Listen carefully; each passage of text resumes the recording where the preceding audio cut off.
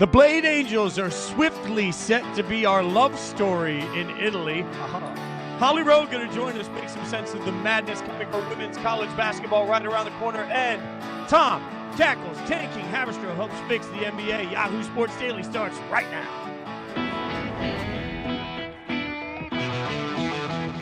She's Caroline Fenton. I'm Jason Fitz. For the next 2 hours, we are rack stacked and packed to get you caught up on everything you need to know that's going on in the world of sports. Caroline, Taylor Swift out here making videos for the Blade Angels. I'm just curious, who'd make the Caroline Fenton hype video coming into today's show? Who would it be? Who's the famous person? Ooh, that's a great question. My first thought is Shaq, DJ Diesel doing a little bit of a hype video for me. My honorable mention would probably be Nelly, St. Louis's finest.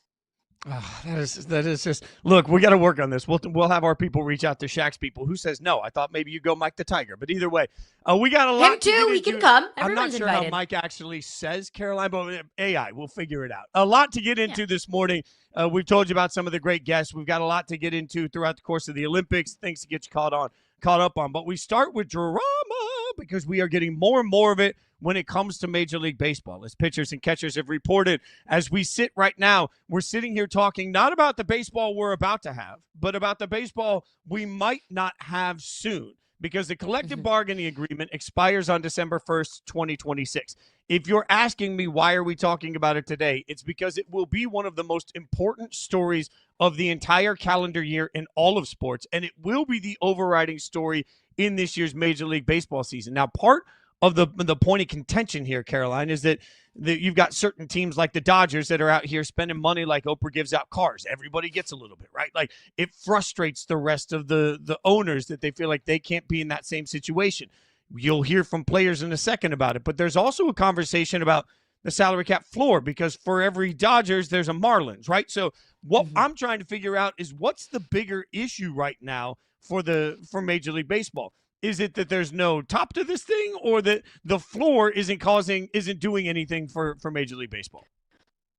I like the way that you framed that question, because so many people have thrown out ways to solve a problem, but haven't actually identified what the problem is. How can you come up with a solution when you don't even know what the root of the problem is? Everyone is saying that the Dodgers are what is wrong with baseball, that the Dodgers are ruining baseball. And look, I get it. When there's a team that can pay more than any other team in Major League Baseball and they're collecting superstars like Thanos Infinity Stones, then yeah, it makes everyone else in the league feel a little bit uncomfortable. But nobody says that the Mets are what's wrong with baseball. Even though they were one of the top spenders in Major League Baseball this past season, nobody says the Cubs are what's wrong with baseball, and they were also one of the biggest spenders in Major League Baseball this past season. In fact, everybody talked about the Blue Jays like they were this cute up-and-coming little engine that could, even though the Blue Jays were top 10 in spending in Major League Baseball this past season.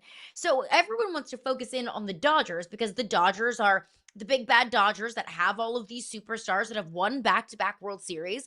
But I don't think that the Dodgers are a problem with baseball. Just look at the viewership for the World Series this past year. You cannot look at the level of popularity that baseball has had the past couple of years and say that that team is what's wrong with the sport. I think in order to properly identify the problem with Major League Baseball, we have to look at the bottom of the league. The problem with Major League Baseball is the Marlins of the world, the Pirates of the world, the A's, the Angels, the Rockies, the wildly uncompetitive programs and teams that have owners that kind of seem like they don't really care about winning that much. I don't think the Angels or owner Artie Moreno really cares that much about winning, or at least that's what it looks like from the outside looking in.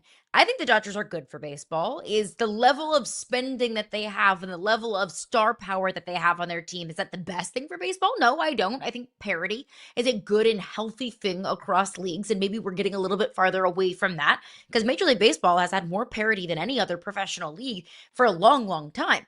So I don't think it's the best thing for baseball, but I think the true problem with Major League Baseball right now is owners that don't care about winning, owners that don't care about spending, owners that don't care about being competitive. So I think the solution there is a salary floor. that every owner has to spend at least a certain amount of money in order to maintain a certain level of competition. It's embarrassing that the league has gotten to this point. It's embarrassing for the owners, not for the league, for the owners, that they have to be held accountable to actually take care of the multi-billion-dollar businesses that they own. But that's where we are, Fitzy.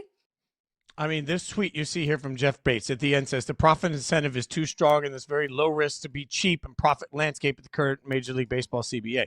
I think the important part of what you just said is that some of these owners are running their baseball team like the most efficient business they possibly can, right? You look at consultants, and they come in the door, and the first thing they do is they figure out how to cut costs and how to increase margins. Right or wrong, that's where so much of the world lives. It feels like that's what owners like Bruce Sherman and the Marlins are doing. They're trying to figure out how to make money. And as I heard his comments that we haven't taken a dime out of all of it, I don't really care. To me, at the end of the day, what you have are a group of owners that understand that they can make a ton of money owning a baseball team. And look, if they're going to run it like a business, I have no problem with that. I think if teams are going to run these things like businesses and they're going to try and be efficient with their margins, then Major League Baseball needs to make sure that they are requiring a certain level of investment from every one of their businesses. Like at the end of the day, the salary cap floor becomes so wildly important because what you need is everybody at least coming to the same standard on what's expected to be an owner, right? For me, look at whether you love or hate HOAs, depending on where you live. Some people hate them, some people love them. But part of the point of the HOA is to make sure that everybody rises to at least a certain level. I don't think it's asinine for a company to look around and say, we only have so many investors that can be involved in this. We're going to make sure that every one of those investors understands that at its core, everybody's valuations go up if we all invest certain amounts. This is just basic business 101. Now, if teams that don't want to spend money want to hide behind the fact that they don't have to, that's fine. But then you don't get to complain about everybody else. Like, this is where, Caroline, I consistently say, if you have an owner that cannot spend at the level of the Mets or an owner that cannot spend at a level of the Dodgers, it is not up to the entire sport to work that sport around that owner. It's up to the sport to find new ownership. If you can't afford to spend with the big boys, then maybe you no longer can afford to own a Major League Baseball team. To me, this becomes really simple. You absolutely hammer that floor through the roof. You make sure that every single team is spending a wild amount of money because you want people that can afford to spend that money because at the end of the day, it's good for the sport, right? I think the process here isn't bring the Dodgers down to the Marlins. It's bring the Marlins up to the Dodgers. And if ownership of the Marlins or whoever else, any of the low-spending teams, if that ownership can't afford to be there, awesome. This is a great time to take the profits from the team that you bought and let somebody step in that can own at a competitive level. It's not everybody's job to come down to you. It's your job to raise to them. I agree. I agree. And if owners can't keep up with that, then to your point, yeah, you shouldn't own a Major League Baseball team. You also can't force an owner to sell their baseball team. So the only thing that you can do is almost put the pressure on them to spend the money. They're multi-billion-dollar businesses. You can't keep sitting back and collecting the cash and lining your pockets with the profits of your business and not invest back into that business. I'm not opposed to a salary cap in Major League Baseball. I look at the Dodgers, and I do think that everyone's been maybe just a tad overreactive to the Dodgers because it's really easy to look at the fact that they won back-to-back World Series, looking at all of the star power that they have on that roster, and oh yeah, the rich only got richer this past offseason whenever the Dodgers signed Kyle Tucker to that big-time, massive $240 million deal. But also, let's peel back the curtain a little bit. The Phillies had a better regular season record than the Dodgers. The Mets spent more money than the Dodgers this past year, and they missed out on the postseason entirely. The Brewers weren't top 10 in spending. I think the Brewers were outside of the top 15 in spending, and the Brewers went on a tear in the offseason and had one of the best regular season records in Major League Baseball this past year. So money's not everything. There are plenty of smaller market teams that didn't have the Freddie Freemans, the Mookie Betts, the Shohei Ohtanis on their team that were all World Series contenders. That was a World Series that went 7 games and went down to the absolute wire. It's not like the Dodgers were like Miss Pac-Man, just eating up every single team along their way and blowing them out. Now, on the NL side, they did. They were blowing everyone out on the NL side, but in the regular season and in a 7-game World Series, it's not like the Dodgers were head and shoulders above everyone else in Major League Baseball. So I think that we need to maybe step back and really look at it here that having a back-to-back World Series winner is kind of new air in Major League Baseball. We didn't have another back-to-back winner really in my lifetime. It's been about 30 years since we had a back-to-back winner in the World Series in Major League Baseball. That kind of parity is a good thing. I think it's healthy for the sport. I think it's things that sports fans do want. Sports fans get tired of the Chiefs and the Patriots winning everything and the Alabamas and the Ohio States winning everything in college football. So in order to maintain that level of parity, I do think that a salary cap would be conducive. My problem there is the MLB Players Association isn't going to sign up for that. We heard Bryce Harper tell Rob Manfred to get the F out of their locker room. We heard Manny Machado say that he effing loves what the Dodgers are doing. A lot of F-bombs flying in Major League Baseball. My goodness. But we've heard from players not just be not just be anti-salary cap, but be so colorfully anti-salary cap that I don't see a world where the Players Association would ever sign up for that. And I mean, we've already seen Major League Baseball strike over a salary cap before. I don't think that Major League Baseball can continue to go down that path. You mentioned Manny. We have it here. Here's a Padres third baseman, former Dodger Manny Machado, had this to say about spending habits. Check it out. Is it tough to see, you said you're in the same division, what the Dodgers are doing to spend that kind of money, or are you kind of used to it by now? I love it. I love it. I mean, honestly, I think every team should be doing it. They figured out a way to do it, and it's great for the game, honestly. So I think every team has the ability to do it. I hope all 30 teams could learn from that. Look, I don't want to get this twisted. What else is a player going to say? Player's going to say, I love it because more money is more money for everybody. I get that. But I also don't think he's wrong, Caroline. I mean, look, make no bones about it.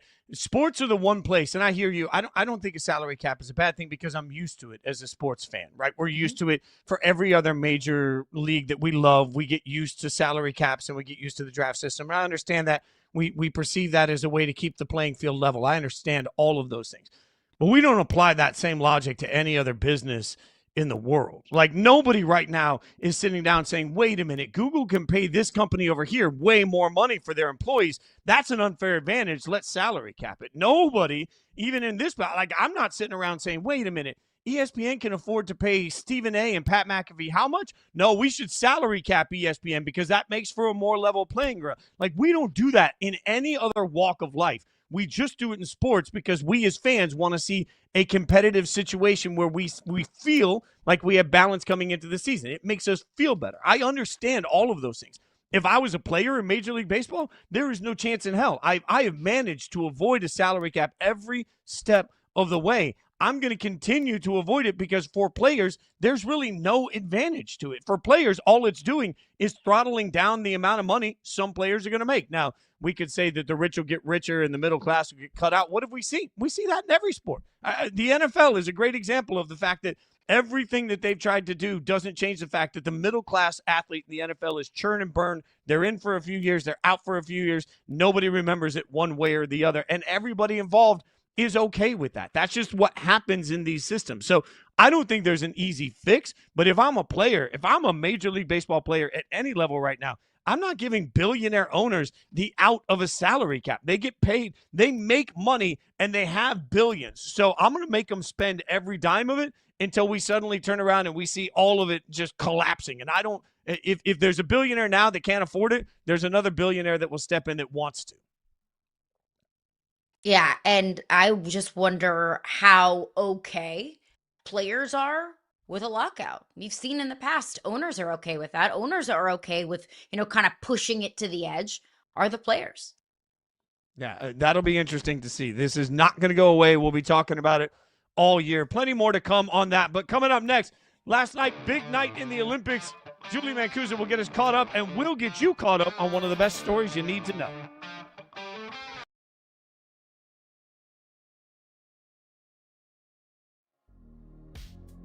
Who's the dream fight? Like, who's the final boss for you? Nyla Inoue. Yeah, that's the one, huh? Yeah, I feel like he's the guy. What a freaking fight that would be. Yeah, that would be amazing. How far away do you think you are from this, like, maybe being a thing? I would say maybe a year. Yeah. Maybe just a year away. Yeah, it's Is the right dream there. to try to, like, get more belts so that entices him to come after you? Okay. 100%. He's going to get a wake-up call fighting a guy like me. And Kenneth Walker wins Super Bowl MVP. The way he's kind of molded his game to work for him has been fun because it's such a hard turn from where he started. Sometimes it feels like a more dramatic version of like how Le'Veon Bell used to run the ball, how Le'Veon would stop and wait and see things open. But Le'Veon, like, he was hugging the ass of his centers and his guards. Kenneth is he's like step back so he can see the whole picture open up. And then when it hits, he's off. The Sixers, to me, are the biggest loser of the trade deadline. You get these middling picks for Jared McCain, one of your most promising young players, to duck the tax. Just a joke. If I'm a Sixers fan, I'm infuriated. The Sixers, losers this trade deadline. It's just so disappointing for Philadelphia, man.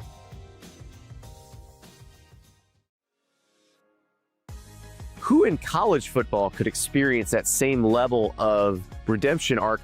And I was thinking, we've actually kind of seen it a little bit in the past. I would say Jaden Daniels did. Remember when his teammates were like throwing his things out of his locker and talking trash about him when he left Arizona State, and then he goes and wins the Heisman at LSU? It was a little bit of a turnaround. I wonder what those guys are doing now.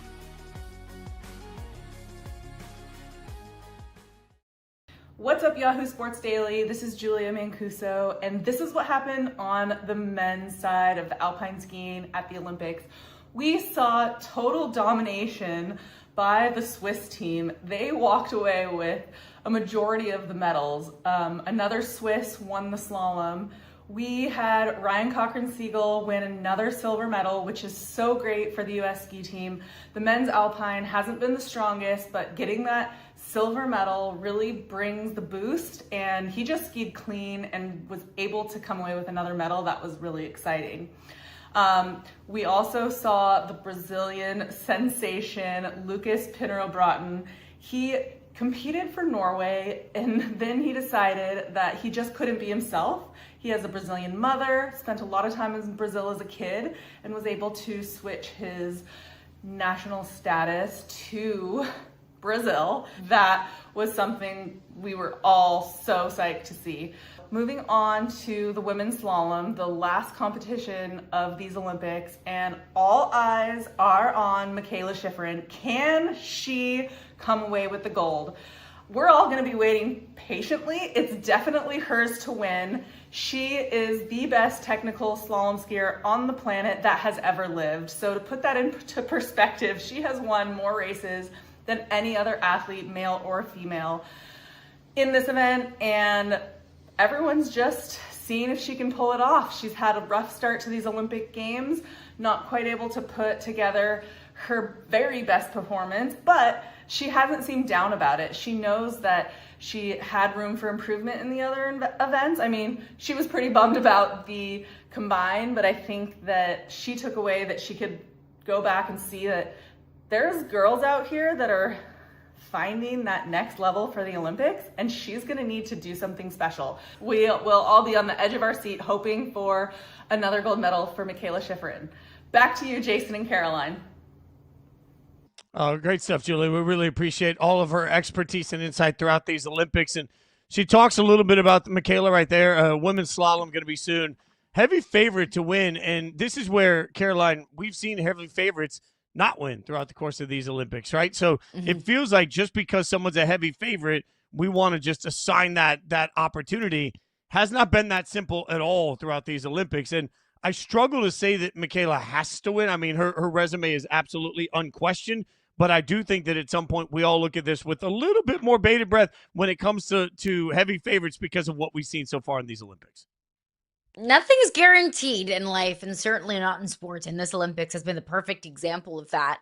And look, another gold medal is never going to hurt your legacy. I don't think that Michaela Schifrin necessarily needs one in order to cement herself as anything or to prove herself to anyone, because she has already proven herself as one of the greatest to ever represent Team USA in the Winter Olympics. I mean, she's been a World Cup phenom. She's the first one.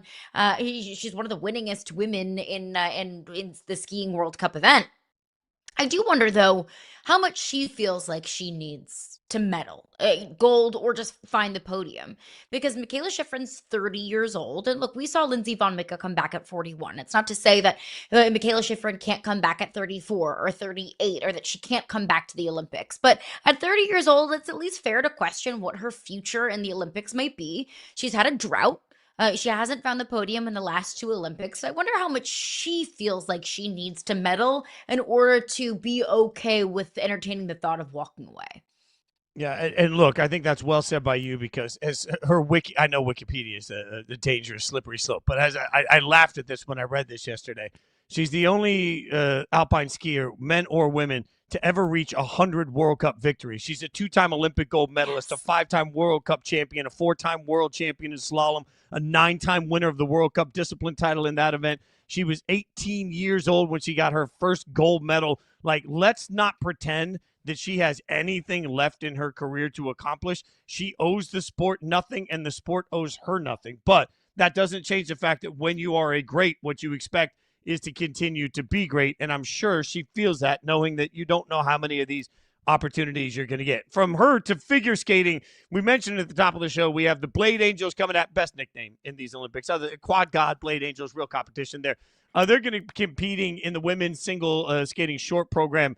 I wonder if they feel weight and pressure, though, because simply of what happened to the Quad God, what happens to the favorites. I mentioned at the beginning of the show, Taylor Swift just did a hype video introducing all 3 of them to the world. Like, it just when you thought it couldn't get any more pressure filled at the Olympics, if all eyes weren't already on them, they are squarely focused at this point. I mean, if the Olympics aren't a dream come true in and of itself, Taylor Swift doing a hype video for you, I mean, that is just the ultimate cherry on top. Look, they shouldn't feel that pressure. They should just go out there and do their thing. That's what their coaches are going to be telling them. That's how they should feel.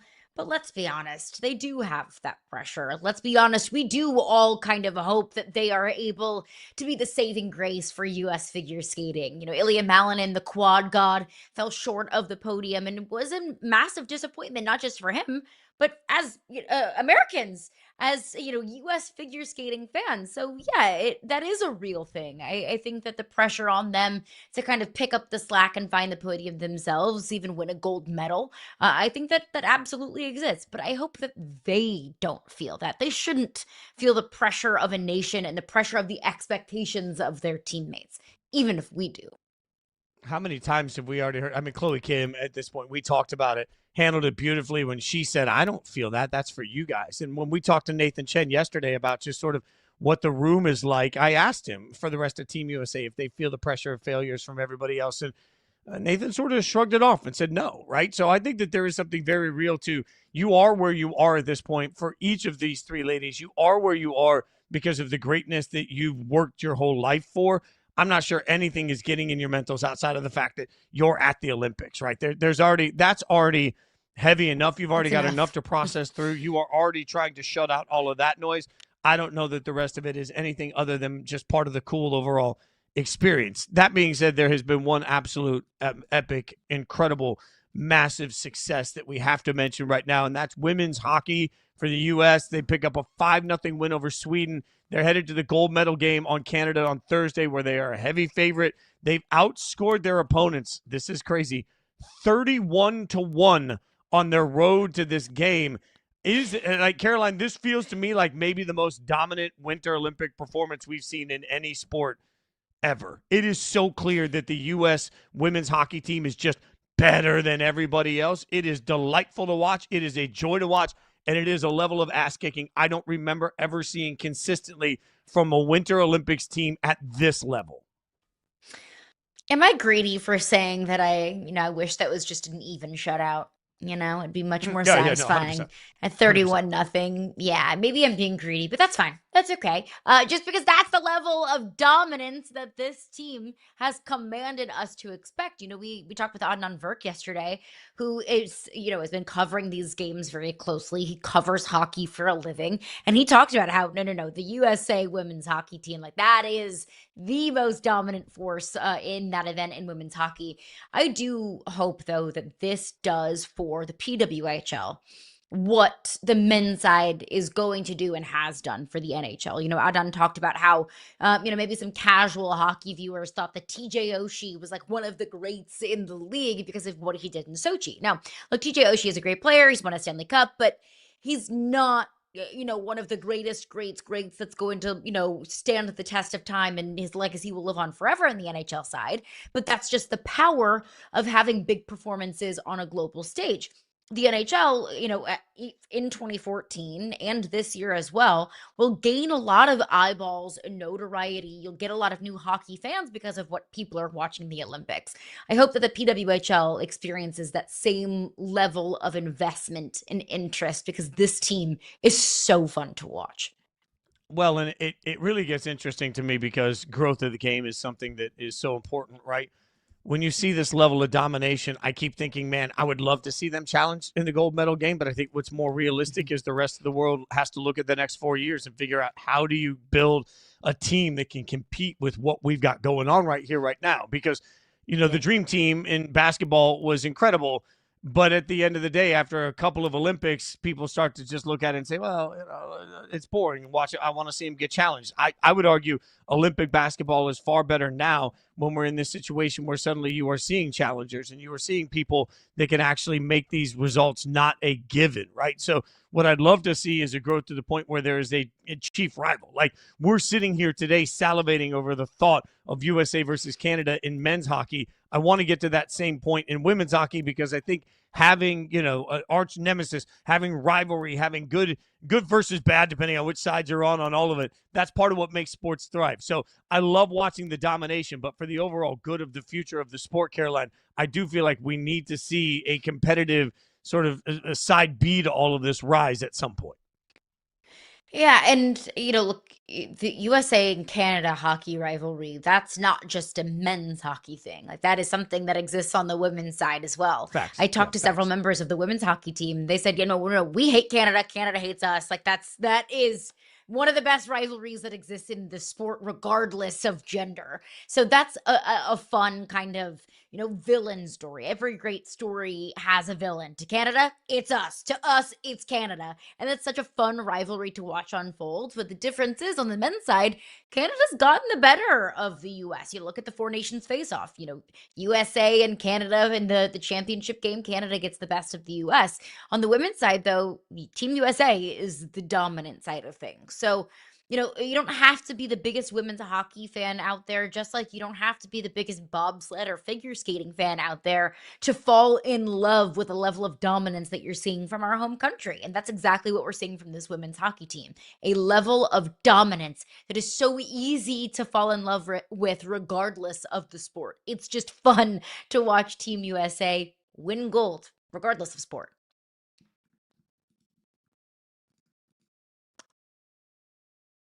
He may have muted himself, but he was saying such Apparently, I wonderful muted things. myself. You know what? It was a brilliant point, though. It was my best point I've ever made. All right, coming up next, we'll bring in a legend, one of the best in the business, Holly Rowe, going to join us next. We'll get her thoughts on what to expect. March Madness right around the corner.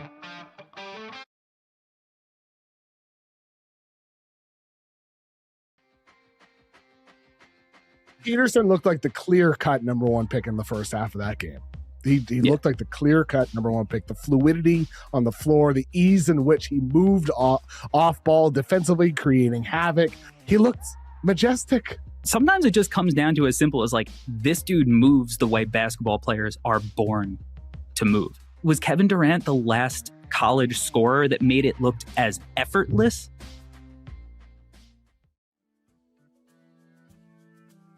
Did you go to the casino after the fight? Hell yeah. How'd you do? We're up.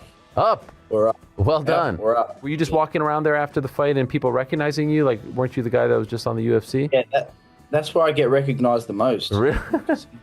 The other, What's that with say? the other gambling gens, everyone recognizes me there. Anywhere else I go, no one knows me. But if I go there, everyone points me out. The 72 Dolphins is infamously the no-name defense. This one's the too many name defense. Too many names, too many names. Defenses were ahead of offenses this season for a lot of it. Like the best teams in the NFL had the best defenses. We're sitting here talking about this defense and how good it was and how hard it is to isolate one player. And yeah, that's the sport of football. It's a team sport. It's hard to isolate individual players, and Seattle really exemplified that all year.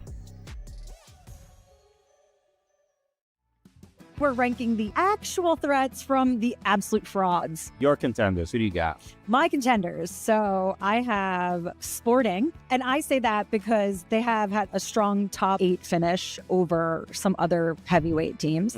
They're actually very, very hard to break down as a squad, and they're very, very strong in transition. And they got a guy named Luis Suarez, which is fun.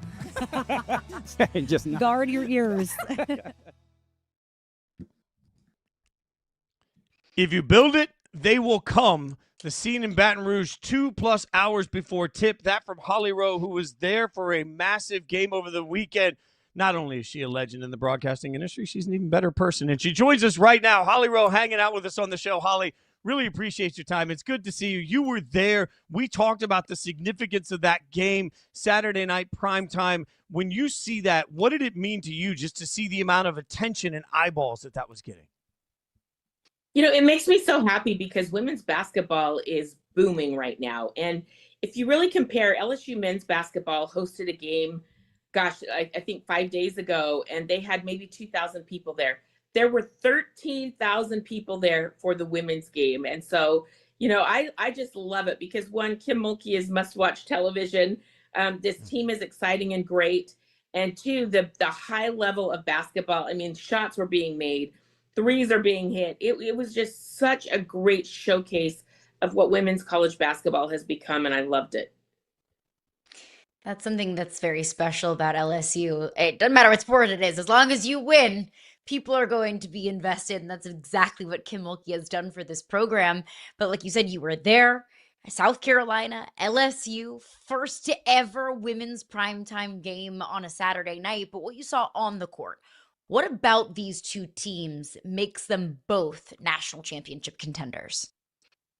Well, they're both loaded with talent. I mean, that game, if you played it 5 times, it could go either way. South Carolina is playing so well right now, and I give Raven Johnson a lot of credit. She is a 5th-year senior point guard, and she just makes the right play at the right time.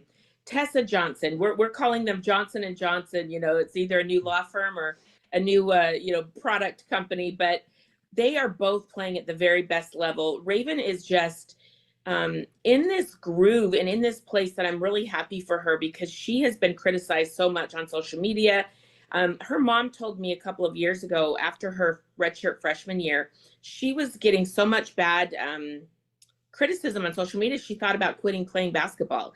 And here she is now at the top of her game and the resilience she has shown. I give her a ton of credit. But then for LSU, a woman that I love and is actually on our All-State NACTA Good Works team this year is Flau'jae Johnson. She's maybe one of the most accomplished young women I've ever covered in my life.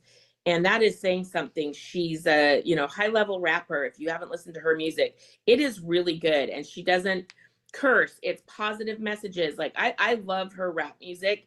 And then, she's just finding time to be one of the most improved, one of the most quality college basketball players in the country when she's not on stage with Lil Wayne. She's having this very intriguing life. So I think both teams are really good. I think we'll see this rematch potentially again in March. These are teams that can both make it to the Final Four, in my opinion. I hope we do. We deserve that as basketball fans, as much LSU and South Carolina as we can get. And I think another thing that makes this matchup so fun is the respective head coaches. Kim Mulkey on the LSU side, Dawn Staley on the South Carolina side. And I think Dawn Staley has her team right back in a position to find themselves back in the national championship. In your opinion, you've had the wonderful privilege of getting to talk to and interview and learn so many coaches in this league. Where does Dawn Staley rank amongst some of the best coaches, not just coaching right now, but in women's basketball of all time? Oh, I think she's going to go down as one of the best of all time. You know, what she's done, I was lucky. I got to cover Dawn when she first started coaching at Temple University, and she really never wanted to go into coaching. And I remember doing a story where John Chaney, the former men's coach there, told her, you know, you have a bigger calling and you can be good at this, and really kind of empowering her and telling her you should do this. And now here she is. She calls herself a dream merchant. Think of the young women's lives that she has changed. You know, like Asia Wilson, Aaliyah Boston, Candace Dupree back in the day from Temple. There's so many people that Dawn has changed their lives, and I just think she'll go down as one of the best to ever do it, and really one of the greatest figures ever in women's college basketball, because what she did as a player helped elevate that game and that Virginia team back in the day. That's where I fell in love with women's college basketball, was watching Dawn Staley play, and so it's really a privilege for me now to get to cover her. So, Holly, here's what I'm trying to wrap my head around. You know, I've been covering women's college basketball since 2018 when I first worked with Sarah Spain, right? Like, we've seen the growth of the sport. And certainly we've talked on this show a lot about there's more talent than ever in women's college basketball. But here I sit 20 minutes still from UConn's campus, and I watch UConn just go out and absolutely roll everybody every night. How is it that the sport has grown so much and the level of talent is so great, yet UConn continues to separate and dominate at such a level? Well, if you remember, UConn, there used to be this conversation that UConn's bad for women's basketball because they're just killing everyone. You know, they were on a 111-game winning streak, and people thought that was a negative thing. And I always have thought the opposite, is UConn's dominance for so long forced other programs to raise their level of excellence. I did the first game that South Carolina ever played at UConn, and I remember Dawn Staley taking her team in there and saying, I want them to look around and look at the banners, and that's what we want to be, and that's what we want to do. And that excellence of UConn has pushed other programs and other people to level up, and they have. So I think it's been really good for women's college basketball.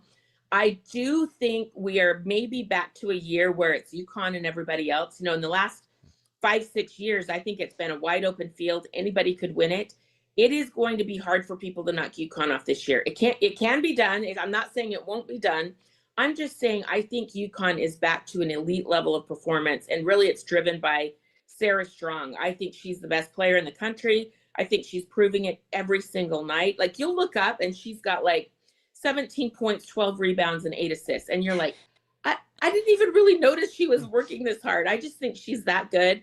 So I do think this is a UConn and everybody else type of year. If they stay healthy, I think it's going to be hard for people to knock them off.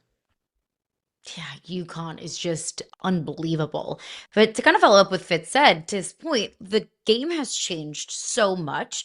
We have several new teams that have, entered the chat as national championship contenders, yet the teams that we do view as national championship contenders are all big-time Power 4 programs. On the men's side, on any given year, you can have St. Peter's upsetting Kentucky. You can have Gonzaga, Villanova, some of these non-Power 4 teams, or even Cinderellas every single year on the men's side. Why don't we have that on the women's side? Well, I think we have in some respects. There was a year Mississippi State, they've been to 2 Final Fours.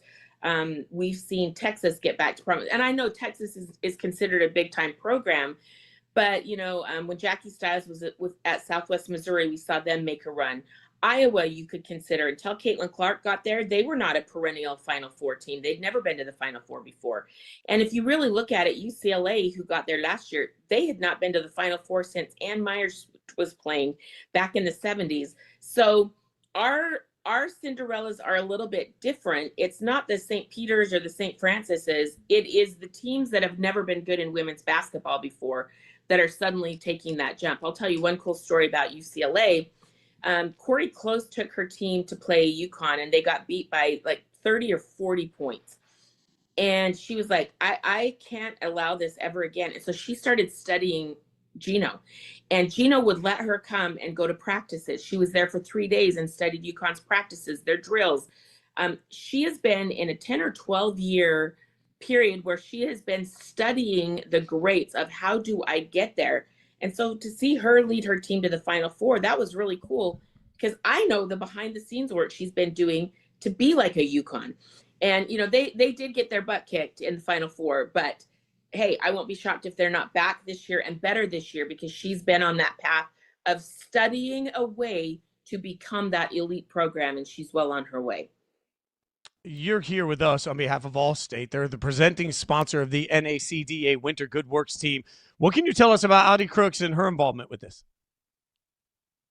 Okay, this is so great. So Allstate NACDA Good Works team is made up of 20 student athletes. There were hundreds of applications from colleges around the country, and they narrow it down to 20 people. And this is really focused on what are they doing on the court? Well, on the court, Audie Crooks is leading the nation in scoring for much of this season. Off the court, she is making sure food is being delivered to people with food insecurity in her Iowa community. She's donating to the Boys and Girls Club. She's making sure that young people in her community have access to sports and sports teams and art programs. She is a very accomplished musician. She plays the piano. I think she plays something else too, maybe the drums. She is a very, very interesting young lady off the court and on the court. And what she's doing in her community, I got to go out there and surprise her as the team captain of this year's Allstate NACDA Good Works team.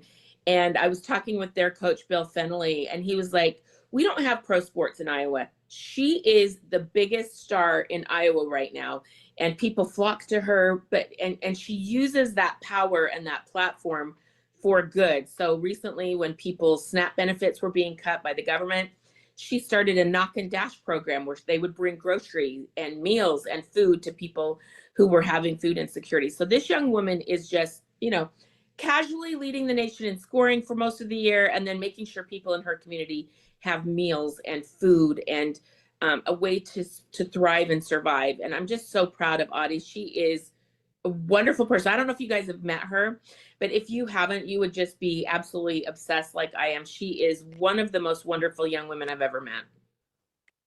She is so impressive on the court and off the court. And I think not just the state of Iowa, but women's basketball fans everywhere have fallen in love with Audie Crooks.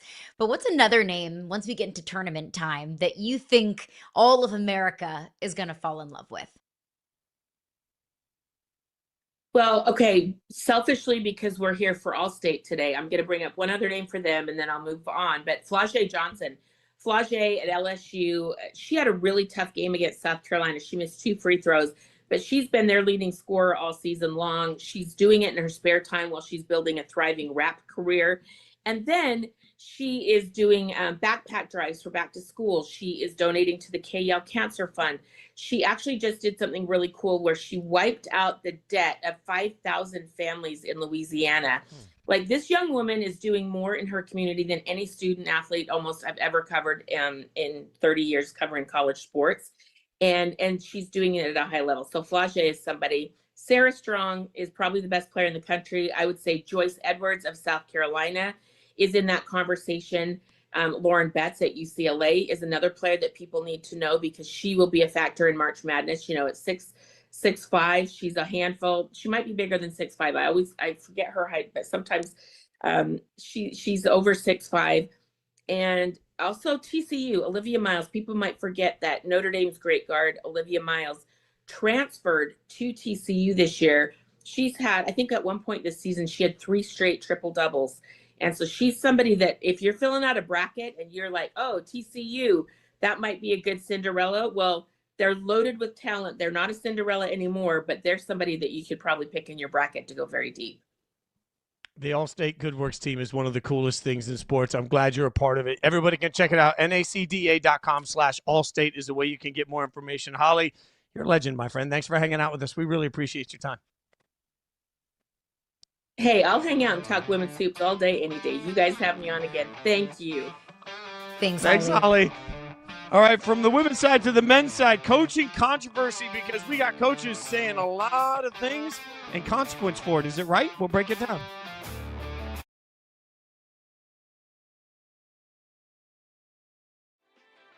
You covered Darnold with the Jets. Where are you kind of just feeling about him?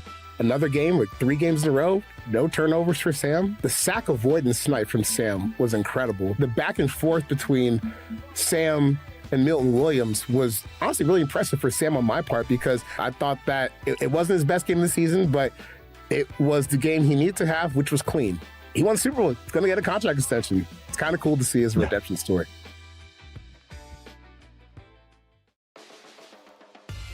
What was it like being at MSG? Like in the back, the locker room? Like, could you feel that it was a little different? It's a total different experience from being there as a spectator to actually being there backstage and all that stuff. Total different experience. I was so tuned into my fight. I don't even think I was looking at the referee. I'm just there, just kind of just like looking down. I'm listening to what he's saying.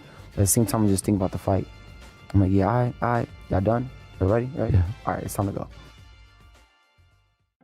The Premier League has gotten so successful. Survival has become such a priority. Maybe that doesn't lead to the most like entertaining football match. The one thing that you want to avoid is having this like runaway first place team by Boxing Day, which happens more often than not. This has been, I would argue, a little bit more exciting this season. The entire mid-table is packed. Yeah. So as an Everton fan, I'm like, yeah, we in the mix.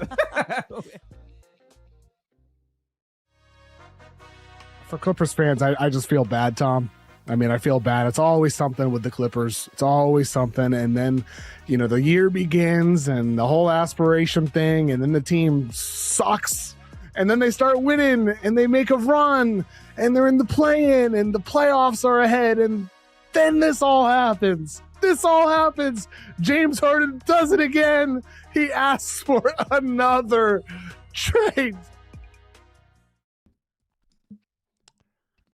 Jerome Tang has retained Tom Mars and Bennett Spire in the case of his firing for cause. Mars told ESPN, quote, "If Kansas State's president AD really think that the school was embarrassed by recent events, that's nothing compared to the embarrassment that both of them are about to experience. This is a massive clapback from a coach that was fired, and let's be very clear here. You can make the argument that he would have been fired for the overall production of Kansas State over the course of the last 18 months or so. The program has not been where they wanted it to be. But that's not the message that Kansas State gave the world, Caroline, when they fired him and then said they were firing him for cause. They're firing him for cause to avoid trying to pay the $18 million left in his buyout, saying that essentially he embarrassed the institution with how he talked about his team. This is a staggering moment, and I'm not surprised at all that coach has found himself legal counsel to clap back to Kansas State. Yeah, I mean, Kansas State doesn't want to pay Jerome Tang. I don't want to pay my bills, but there are just some things that you have to do. And I think it's embarrassing and weak on behalf of Kansas State that they are trying to use Jerome Tang's postgame press conference as an excuse to fire him for cause. You can see the quote right there. Quote, "This was embarrassing. These dudes do not deserve to wear this uniform. There will be very few of them in it next year. It is just ridiculous. We have practice at 6 a.m. I'm pissed." And you could tell, I mean, obviously his postgame press conference, he was mad. He was upset. I mean, they got embarrassed. I'm not going to say that that's how a coach should react, because I think that different coaches have different styles. That is very clearly tough love and tough coaching from your coach. It's not the first time that we've heard tough love and tough coaching from college coaches. I mean, Nick Saban wrote the book on tough coaching in post-game press conferences. Nobody ever saw Nick Saban fired for cause for being tough on his players. Look, Jerome Tang was very honest. It's not how my personal philosophy would have handled that, but that also doesn't matter. That's not enough to fire a coach for cause. And I hear Kansas State fans on social media saying, read the contract. Well, in Jerome Tang's contract, he says that that Jerome Tang should hold himself to the level of accountability of the program, should not embarrass the program, so on and so forth. I don't think Jerome Tang did anything or said anything that is embarrassing for his program. He's coaching his kids tough, and maybe he felt like in that moment that's what his team needed. I think it's embarrassing, and he will get his money. He should get his money. He should fight back on this legally. It's embarrassing for Kansas State. It's a really bad look for this program. And at this point, don't just fire Jerome Tang, fire the athletic director as well, because it's painted the athletic department in such a bad light. Yeah, I don't know why anybody would want to go coach at that school now. And look, K-State fans, this is all about what you do, and do you do the right things on the way out the door. If the goal was to negotiate a lesser buyout, then you try and negotiate that quietly behind closed doors, and you hope that you can find some sort of common ground on it. If the goal was to try and embarrass coach, well, now you've actually embarrassed the school. I will stand tall and proud with what he said. Read the quotes. He didn't say anything that every coach hasn't said at some point. So if your answer is that is embarrassing, what you've also told is every single candidate that could be interviewing for the job, hey, whatever you say, even saying I don't like the effort of my players, can be construed as misrepresenting the institution, and we can fire you with cause. Why would anyone ever go coach there? That's just not the way it's going to work. I think he's going to win the legal battle, and if your answer is he's going to take less, man, if I'm Tang, I might have before this. Now you tried to drag my name through the mud. Nah, let's go. Now I'm coming. I want every dollar of my $18 million, and I want you to have to pay my legal fees.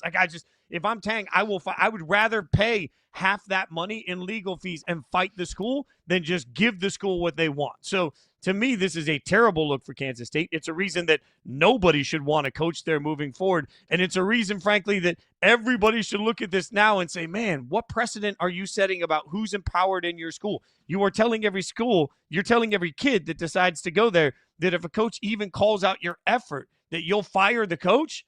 Man, that is if we've ever seen lack of institutional control, it's a much different way to interpret it. That is what's happening in Kansas State. Everybody should be fired for the way this has been handled. While we're talking about coaches, I'm a few minutes, as I mentioned before, from UConn.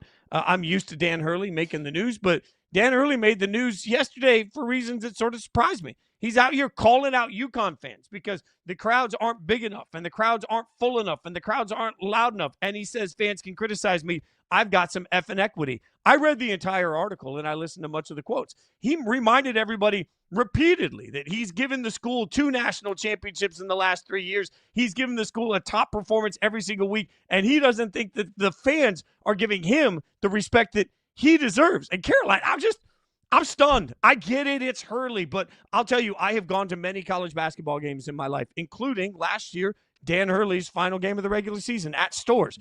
I've never seen a coach with a longer, more pronounced introduction in any crowd. They introduced all the players of the back-to-back national champions quickly and efficiently. Then they roll out the letters UConn. They set them on fire. And the PA announcer says, Dan Hurley, for like 30 seconds, right? Like, it's this whole pomp and circumstance. I get it, coach. You're great. I've just never seen a great coach need to remind everybody of his greatness so much because he doesn't feel like people appreciate how great he is. We've never heard this from Coach K. We never heard anything like this from, I don't know, Izzo. Find me a legend of the game that's acted like Dan Hurley. Guess what? ... You can't. And that's why you might be a legendary coach, but you don't act like a legendary coach. Dan Hurley is like the worst vegan you've ever met. Because you want to know how you know that they're vegan? It's because they told you, and they continue to remind you in conversation, at meals, and it's like, we get it. You're vegan. Shut up and eat your tofu. That's how I feel about Dan Hurley. It's like every chance he gets, he reminds you that he won back-to-back national championships. We know, Dan. We were there. We saw. Congratulations. You don't get a cookie for that. Look, UConn hasn't played a ranked opponent. It's only played 1 ranked opponent in the last month, 2 in the last 2 months. So I don't know, maybe it's not a UConn fan problem. Maybe just play better and more intriguing matchups. Maybe the Big East just isn't all that exciting and all that deep or all that competitive this year. Look, I understand wanting to call out your fans. Hey, be loud, show up early. Dan Hurley's not the first coach to ever do that, to kind of put heat and put pressure on the fan base to show up and make a better environment. But to do it by saying, look, I've got equity. I've won national championships. Hold yourself with just a little bit more humility and just a little bit more grace, because we know how great of a coach you are, Dan Hurley. We see it. We experience it on a daily basis, and we've seen it over the last several years at UConn. No need to remind us. It just makes you look like a butt. I watched the UConn-Georgetown game a couple of days ago, and I watched Alex Karaban become the winningest player in UConn basketball history. And when he was asked on the court afterwards about it, you know what he didn't say? I got back-to-back. I'm the winningest player in UConn history. Put some respect on my name. No, He said, man, I owe it to these fans. I owe it to these coaches. I owe it to my teammates. I think it's absolutely incredible that Alex Karaman handled becoming the all-time winningest UConn Husky men's basketball player with more aplomb and grace than anything that Hurley handles every single time he sits at the podium. I get it. You're coach. You can be an ass. You just don't have to remind us that you're coach and you can be an ass. One more coach that's out here just yelling and screaming. Doug Gottlieb, angry. Doug Gottlieb, head coach of Green Bay. He was talking about officiating. And look, I want to be clear here, Caroline. I don't think his point was wrong as he was talking about getting a technical foul in this game. And he pointed out what the rules and regulations say is a technical foul. And he also pointed out he did none of those things. What was great about it is Gottlieb, who, was a Fox Sports radio host for years. He's a longtime radio host. Treated this like a monologue in a radio segment. He started good, started with a little bit of energy, then got more and more. Then he's pounding. He's reiterating his point from several different points of view. It was a radio clinic for a coaching press conference. You can see him. Just get more. Oh, Doug's going for it right there, Caroline. It's an epic radio from Coach. Anyone who's ever hosted a radio show understands that exact feeling, that you just keep working yourself up. That the more and more you talk about it, the more and more you realize, this pisses me off. I've done it. I'm sure you've done it. Every radio host across the country has done it. Every time. Look, I love this from Doug Gottlieb, honestly. And look, I know that there is an understanding that when you are a coach or a player, there's just certain things that are off limits, and criticizing of officiating to the extent that Doug Gottlieb is doing it is a no-no. But I think it's wrong, and I think it's messed up that there is no accountability for officiating at any level of sport. So I don't have a problem with Doug Gottlieb, getting up there and criticizing officiating and calling out what he doesn't think is right. Because if he doesn't, who will? So he's going to pay a fine for it. I'm sure he's going to have to answer to his higher-ups for that. And I'm sure that Doug Gottlieb has no problem with it. Frankly, I love it. I love the passion. I love the excitement. I love the fire. And I love that we're holding referees accountable. We all should be held accountable. I mean, in fairness, Gottlieb calls out the conference, wants the conference to give him succinct explanations. I don't think he said anything wrong. You are right. The number of times that we'll go on a rant and I'll start in one spot, and then the portion that gets clipped off is the 90 seconds where I'm like, I said that? Wow, I was really, I was on a heater there. I get it. I get it, Doug. I get why, I don't know what to do with my hands. I feel like he's gone through the whole thing here, the full gamut of emotions. I'll be a troll for a second and say that I don't believe that coaches or players should ever be fined for what they say about officials. Too much of their livelihood is at stake for the way games are officiated. I think officials should have thick enough skin to take it from coaches and players. And frankly, I would love a world where officials then got to clap back. I want a press conference with officials afterwards where they can sit there and be like, yeah, let me tell you exactly what coach said to me on the sideline and why we did that. I want mic'd up officials that are giving me all sorts of the drama that we're getting from players. And if we're going to live in a drama society, instead of a passive-aggressive one where coaches try not to get fined but really say what they need to say, mic them up and let them go at each other, Caroline. I'm in for this. And we're talking about Green Bay men's basketball. Fitz, I can count on one hand and probably on one finger how many times I've talked about Green Bay men's basketball. So I think if you're an athletic director, if you're a fan of the program, then you have to love what he did because we're talking about it, because you have a coach who's passionate, a coach who's fiery, a coach who cares. And we're talking about them in a time in the sports calendar when we have a million things to talk about. In a world in men's collegiate basketball when there are a million different storylines that we could be talking about and would probably be, more sexy things to talk about. But no, we're talking about Green Bay men's basketball because they have a coach who is literally, not just metaphorically, literally banging on the table for his team. I think that's a great thing for him, for his team, his players. I bet his locker room and his players galvanize around him for it. Yeah, beautiful, beautiful work by Doug, if you ask me. I love the coaches are speaking out loud and proud. Speaking of speaking out, Tom Haberstroh, friend of the show, has made it very clear he's got a fix for tanking. Will it actually work? Plus, what did he make of the All-Star game? We'll talk to Tom next.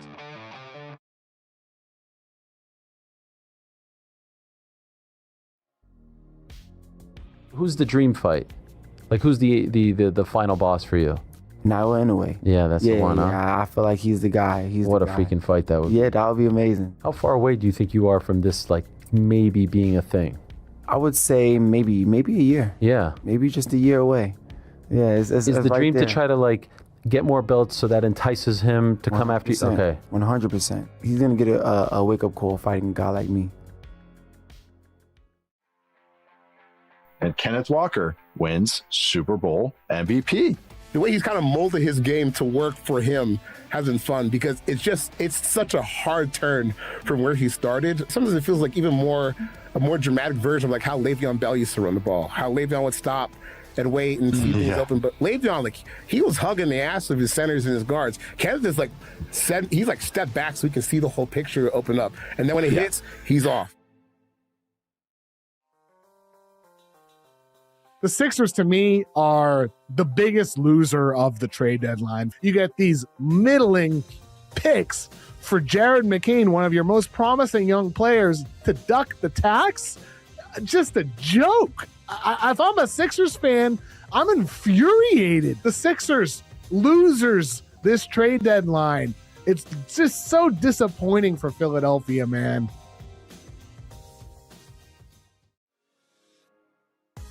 Who in college football could experience that same level of redemption arc? And I was thinking, we've actually kind of seen it a little bit in the past. I'd say Jaden Daniels did. Remember when his teammates were like throwing his things out of his locker and talking trash about him when he left Arizona State, and then he goes and wins the Heisman at LSU?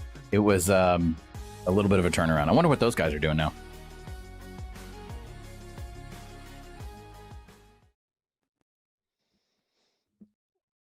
The NBA should get rid of the draft and do rookie free agency instead. That from Tom Haberstroh, who wrote a column on Yahoo Sports about the NBA's New Year's resolutions. And to be fair, this is something that Tom mentioned to us flippantly in the moment as we were talking last week. And now I see a bunch of people talking about it. So number one, Tom was first. Number two, and let's get into this, Tom. I see a lot of doubt on this. I hear you. I hear the concept. But what would you say to everybody's clapback to that, which the first one is, why would anybody go play for the Utah Jazz if there's not a draft? Like, how do you get people to actually play? Wait. Where is that AJ DeBonsa playing right now? BYU, I guess. But okay, yeah. So I think these top prospects, these top recruits, are already playing for smaller market teams like Lawrence, Kansas, or where did Ace Bailey and Dylan Harper go play? They went to Rutgers. So the idea that all of these top players or top prospects would only play for Miami, LA, or New York is a fallacy. We see this time and time again at the college level that the top players who want the most money, the biggest platforms, they're not playing in the big metropolis markets. So I think what you're seeing is people are not excited about the change of this system, but are not looking at the merits of what we already see at the college level and overseas, that the draft level is very antiquated. And you heard Adam Silver talk about this at the press conference, is that it is an antiquated system, or he's looking at this as an antiquated system where you're forcing guys to go play for one team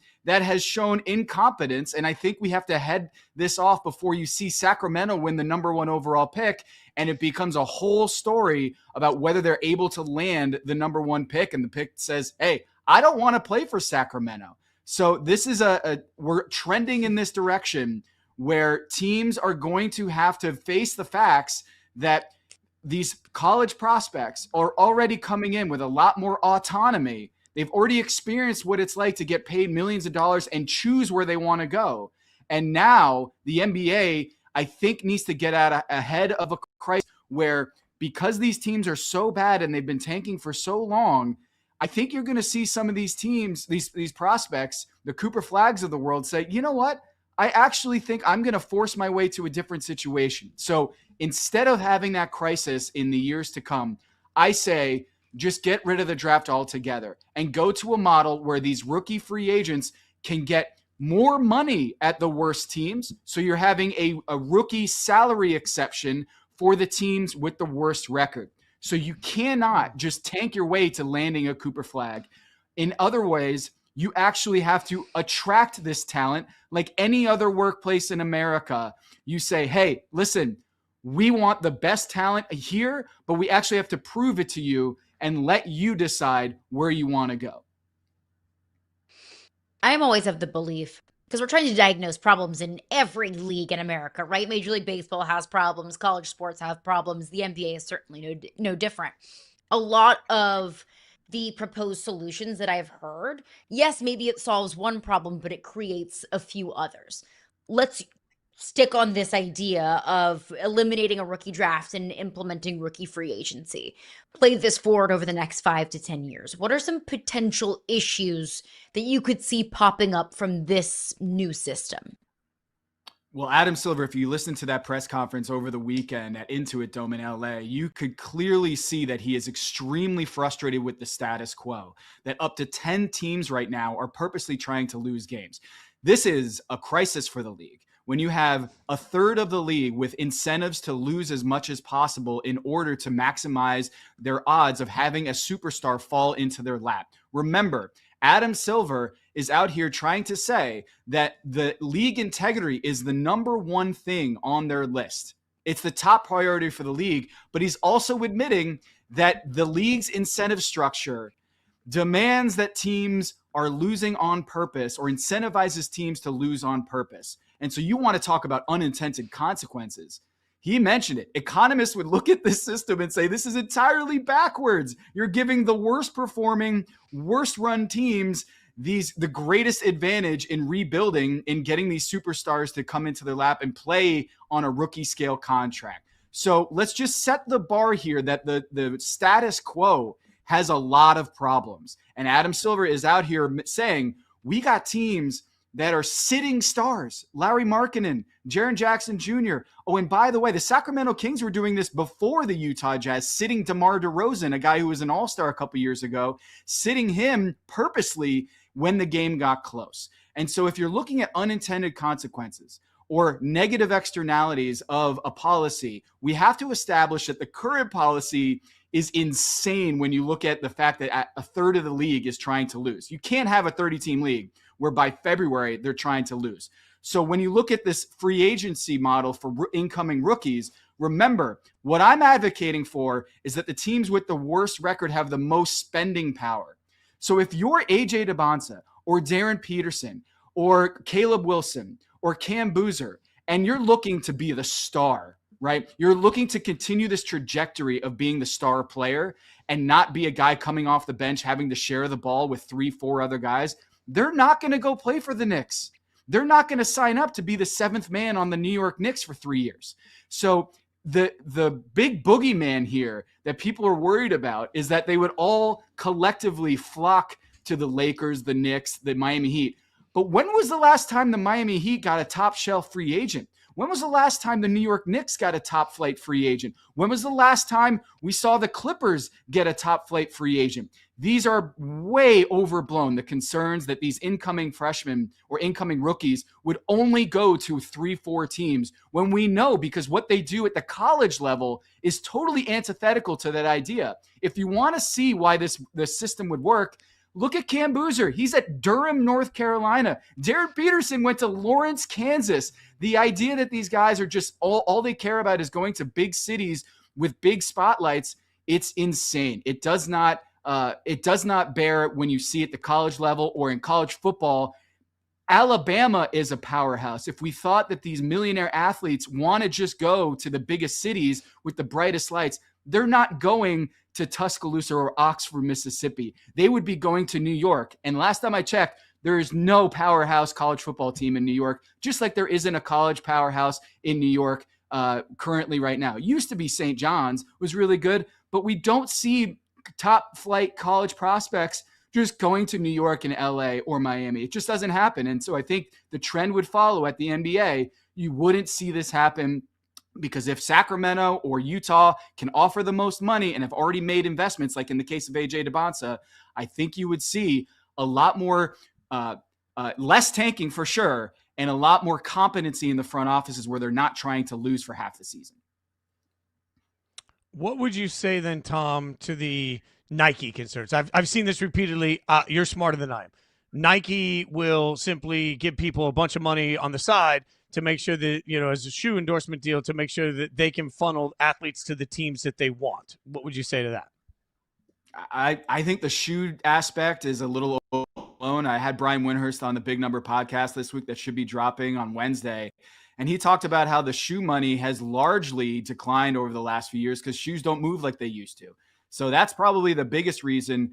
Yes, there is Nike money. There is Adidas money. There is a lot of influence on these young players, but I don't think it's as much as it used to be.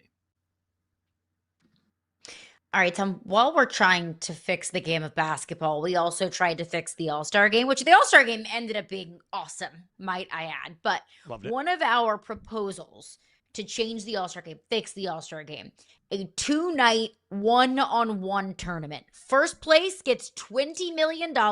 Second place gets nothing. It is winner take all. So on Saturday, we'll have multiple games happen at once, one-on-one tournaments, and then NBC could offer like a gold zone, red zone, whip around coverage from the entire tournament, go from game to game.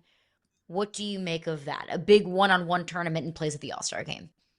I love the idea in spirit, in theory, that you would get all the best players going one-on-one, and it would be super fun. But I also think no one would do it. I think when you see the idea of stars are not doing the dunk contest, it's because of what happened to Richardson just a couple days ago. He became a meme.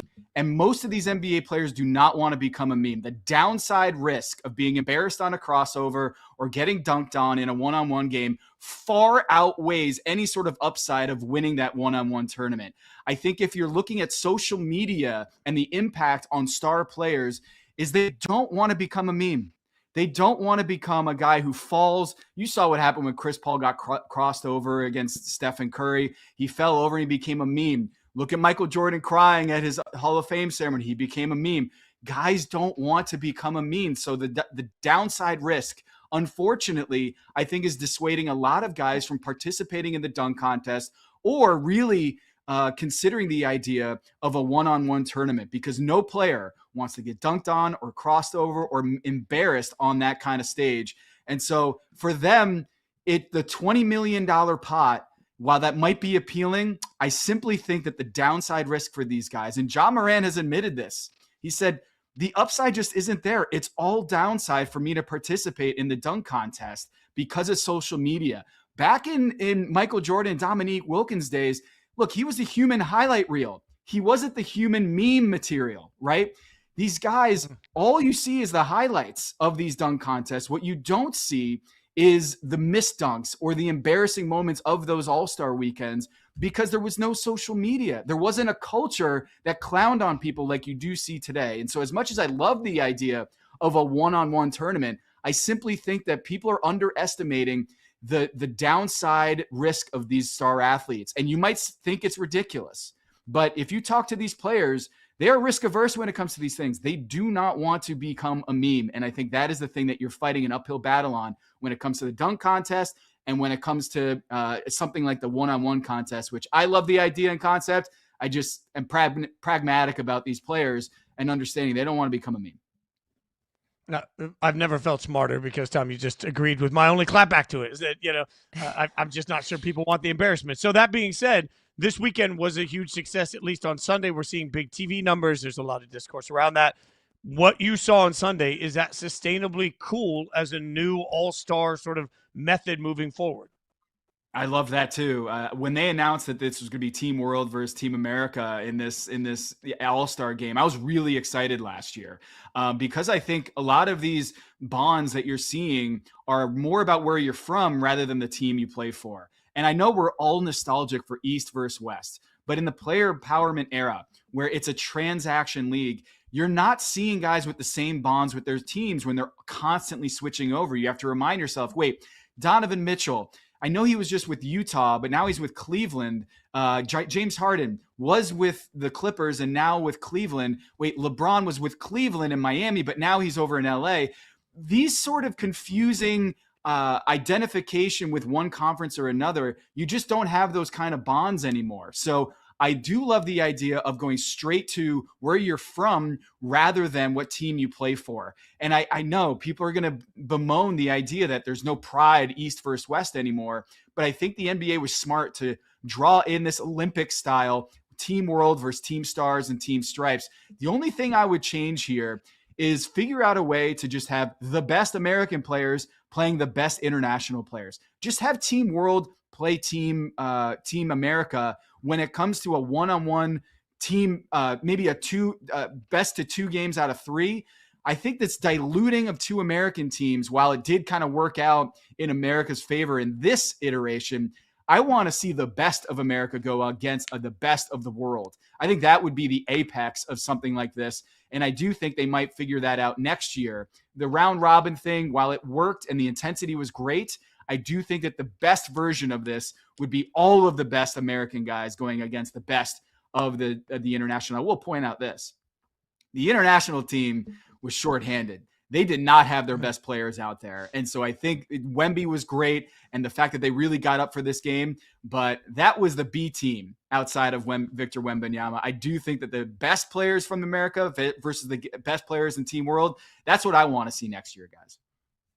Well, we always love seeing you every single week. Follow him on social media, Twitter, X, at Tom Haberstroh. Also, check out his title tiers at tomthefinder.com. Sneak peek. Some new teams have been added to that top tier. It is absolutely delightful. Check it out at tomthefinder.com. Tom, we appreciate your time, man. Thanks for your expertise as always. We'll see you soon, my friend. You got it. Thanks, Tom. Great stuff from Tom Haberstroh there. All right, from the NBA back to the NFL. Massive day yesterday for Miami. It is a bludgeoning of their roster. We'll tell you about it next.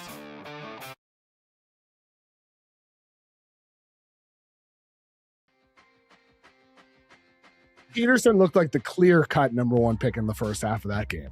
He looked like the clear-cut number 1 pick. The fluidity on the floor, the ease in which he moved off ball defensively, creating havoc. He looked majestic. Sometimes it just comes down to as simple as like, this dude moves the way basketball players are born to move. Was Kevin Durant the last college scorer that made it look as effortless?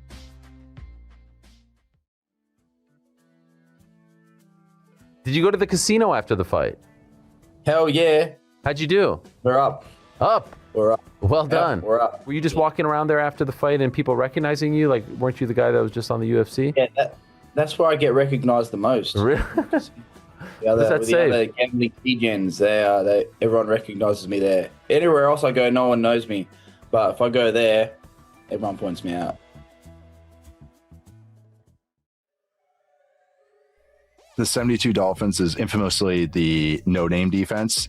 This one's the too many name defense. Too many names, there's too many names. Defenses were ahead of offenses this season for a lot of it. Like the best teams in the NFL had the best defenses.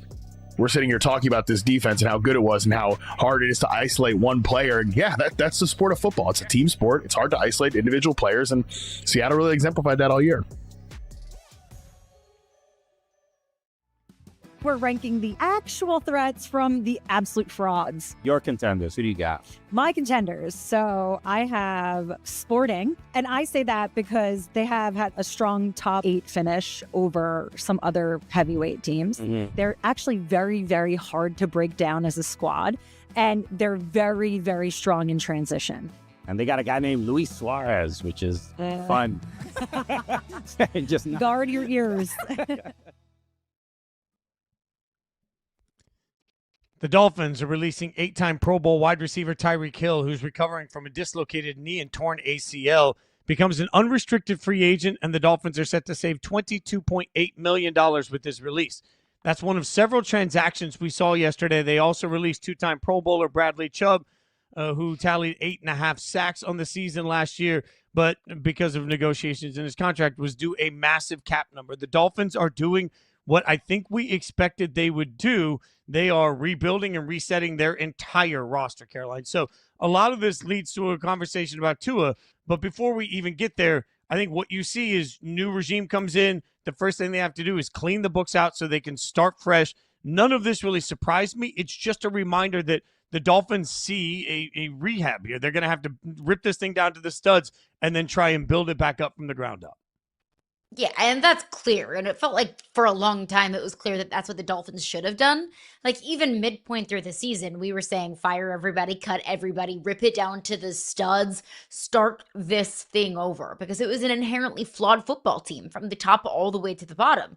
Moving on from Tyreek Hill, I think, is just the next example of that. They were also They were sellers at the trade deadline as well. So Miami is doing what needs to be done.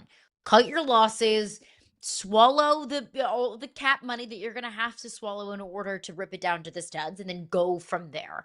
It does feel like, though, that moving on from Tua is the next move here. I know it's not as simple as just saying, hey, move on from Tua and then be bad for the foreseeable future, because you're going to have to go into absolute cap misery in order to move on from Tua. But it does just kind of feel like, Fitz, that's the next thing that needs to happen, that the writing is on the wall, that Tua will not be in a Dolphins uniform next season. Yeah, I think that's inevitable. And look, this is where a lot of people are going to talk about trade partners. I think that's really difficult to find. So you're probably looking at a cut. And when I say a cut, I understand, Dolphins fans, how significant what I'm saying is. According to overthecap.com right now, a pre-June 1st cut would carry with it, if it was designated pre-June 1st, a number of $99.2 million in dead cap hit. 99.2. If they do a post-June 1st cut where they can spread it out over 2 years, they still have to take on $67 million. But I'll credit Dan Graziano, who educated me on something this morning. While we feel like $99 million is an absolutely insane amount of money to take head on, which is what the Dolphins would have to do, by percentage of cap, the cap in 2 years has already gone up enough in the NFL that it's basically the same percentage of the overall salary cap as what the Broncos took when they took the hit of Russell Wilson in 1 year. So, everybody looks at that and says, look, they got out of Russ and everything worked out fine. So it's easy to turn around and say, look, they'll cut Tua, everything will work out fine. There's a lot of things that went right for the Broncos, and a lot of things would have to go right for the Dolphins. But I can't find anybody in my mind that would want to trade for the contract to Tua. I can't find anybody in my mind that will want to put themselves hamstring into that money. So to me, the only real answer is that Tua is going to get cut, and when he gets cut, the Dolphins go into full tank mode, and somebody else on the street will figure out if Tua has any value left as a starter in the NFL. Yeah, there have been a lot of moves that have happened in the NFL, big, bold moves, but those teams were bailed out by a life preserver, so to speak. I always look at the 49ers draft several years ago. They trade the farm to trade up and draft Trey Lance. Trey Lance is a career backup in this league. I think he's with the Chargers. I don't know. That's what Trey Lance's career has panned out to be, but their life preserver was Brock Purdy. The Mr. Irrelevant, the last pick in the draft. If Brock Purdy didn't come to fruition as a starting quarterback in this league, Kyle Shanahan would have been fired and John Lynch would have been fired, and the 49ers would have been one of those teams that we talk about as a dumb team who did something dumb, and their coach and their general manager had to show for it. The Broncos are another example of that. Trading for Russell Wilson and guaranteeing him all of that money was a bad decision. And moving on from Russell Wilson was kind of the comeuppance that they had to have in order to atone for that bad mistake. But what bailed them out of it? What was their life preserver? It was Bo Nix, who made the postseason in back-to-back years in his first 2 years in the National Football League. If Bo Nix didn't come to fruition, if Bo Nix wasn't a starting quarterback in the NFL, then moving on from Russell Wilson and the Russell Wilson trade in and of itself would have looked much, much, much worse than it looks right now. What's the Dolphins' life preserver? What is the piece that makes moving on from Tua feel a little bit more palatable? All of the draft insiders, we had Bucky Brooks on our show last week who told us this is a bad quarterback draft. The Broncos were the beneficiaries of having a really good and really deep quarterback draft the year after they moved on from Russell Wilson.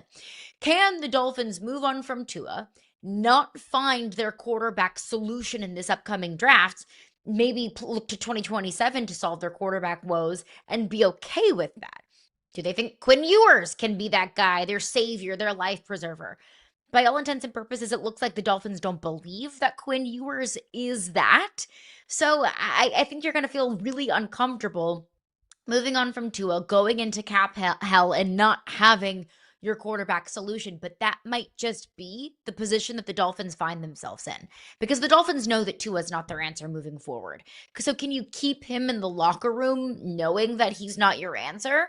Can you do that in good faith for Quinn Ewers or whoever your young quarterback of the future is? Can you keep your former starting quarterback that you guaranteed all of that money to in the locker room and he's breathing down the neck of your young quarterback? I don't think that's a very healthy ecosystem for Quinn Ewers or any other young quarterback that the Dolphins bring in.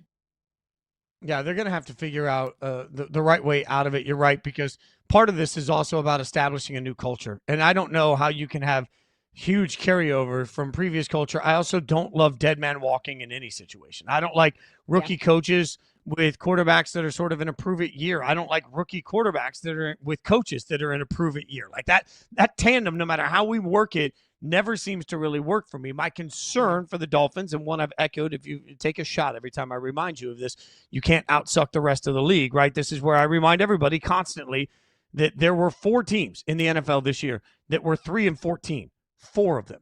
So one of those teams is picking 4th in this year's draft. So if your answer is, man, we're just gonna tank, we're gonna get rid of Tua, we're gonna take all the salary cap hit, we're gonna get the best quarterback in next year's draft. I will remind you that all you have to do in most years is win 3 football games, and you might end up with ... the 4th pick in that draft, which, depending on what their draft actually looks like, could be the 4th quarterback in the draft, right? Like, so for everybody that says we'll just suck and then we'll go for Arch, for example, if that's who you're in love with, I don't know how you guarantee. I think my world was just rocked a couple of years ago when I watched teams picking 1, 2, and 3 that would not listen to any offers. And I heard repeatedly that huge offers were made to each of the top 3 teams, the Bears, Washington, and the Patriots. They were all offered king's ransom by teams that needed quarterbacks that wanted to move up into top 3. And each of those respective teams said, no, we're all set. Thanks. I think we need to remember that in these long-term reset conversations because, yeah, you can take on a $100 million cap hit this year. You can get rid of Tua. You can put Quinn Ewers in, and you can look at it and say, man, all we're going to do next year is win 3 games, but then we'll address the quarterback. What you can't know is how bad are the Browns going to be? How bad are the Jets going to be? How bad are the Cardinals going to be? How bad's the surprise team none of us are thinking about right now going to be next year? So, to me, I understand all of it, but your point is an important one. The turnaround of the Broncos wasn't just about getting rid of Russ. It was also about having a Hall of Fame head coach in Sean Payton, and Sean Payton was able to find a quarterback that I'm not sure everybody else would have loved. I'm not sure everybody else would have been successful, and he built that quarterback in his image to be successful the way he knew he could do it. So you'd have to presume that Jeff Hafley is the coach that Sean Payton is, and that he'll be able to find his Bo Nix in the draft to just presume that you can cut Tua and everything's going to be fine. I feel like I'm a doomsdayer, Caroline, but it's just a reminder the path to finding your quarterback is absolutely, it's gross. It's just more difficult than any of us think. And Pro Football Talk is out here saying, well, the Dolphins are going to trade for Lamar. Can we just agree that like, Florio, love you. Thanks for coming on the show. It's just asinine. Like, there's just no way. That's like saying that Mahomes is going to end up playing for him. Like, they're not going to trade Lamar. Lamar's not going to end up with the Dolphins. We can just stop that madness. Just that picture looks weird. Like, seeing Lamar in a different uniform looks weird, feels icky, because it's just not going to happen. Like, hey, Mike Florio said that it's not impossible that Lamar could be linked to Miami this offseason. Well, it's not impossible that I could be linked to a billionaire. But, it's probably not likely. So thank you so much. But it's not going to happen. So, look, we can all dream. We can all throw scenarios out there that, look, this could happen. Yeah, a lot of things could happen. Do you really think that the Ravens right now, squarely in a Super Bowl window, so much so that they fired their head coach for falling short of the postseason? You really think that team's in a position right now to trade away a quarterback in his prime, your franchise quarterback, 2-time MVP, could have been 3-time MVP, gonna just trade him away? Of course not. And also, what do the Dolphins have that would make this worthwhile for the Ravens? Like, what do you think Lamar Jackson is worth? 4 first-round picks? 5 first-round picks? At least. I could argue that your next 50 first-round picks wouldn't even be worth what Lamar Jackson is worth to the Baltimore Ravens. So, give me a break. It's not going to happen. Also, what's the Ravens' path to a quarterback? Like, that's if your argument is that they're going to trade Lamar, okay, well, who's their Bo Nix then? Like, who are they resetting at? You just think that, to your point, in the middle of a Super Bowl window where you fire a coach, now you're going to say, you know what, we're just going to roll the dice and see what it looks like with random backup quarterback inserted in we're here. Just rebuild. We're going to figure. Yeah, Malik Willis going to be fine here. We're just going to bring Malik Willis, and we're going to continue. We're going to get Derek Carr out of retirement, and we're going to continue. We're going to do even better. We're going to get to the Super Bowl. That's the real methodology to it. Like, none of this makes sense. At some point, you got to take your feelings out of it and the video game society that we live in, where you can just propose any trade and then ask yourself, what are the actions of the organization actually telling us? And the actions of the organizations are telling us two things. The actions of the Ravens are telling us that they believe they are in Super Bowl or bust window right now. You don't trade your quarterback when you're in that spot. The actions of the Dolphins are telling us they are in purge this thing and reset the entire roster moment right now. When you're doing that, you know what you need? You need draft picks. When you're doing that, you know what you need?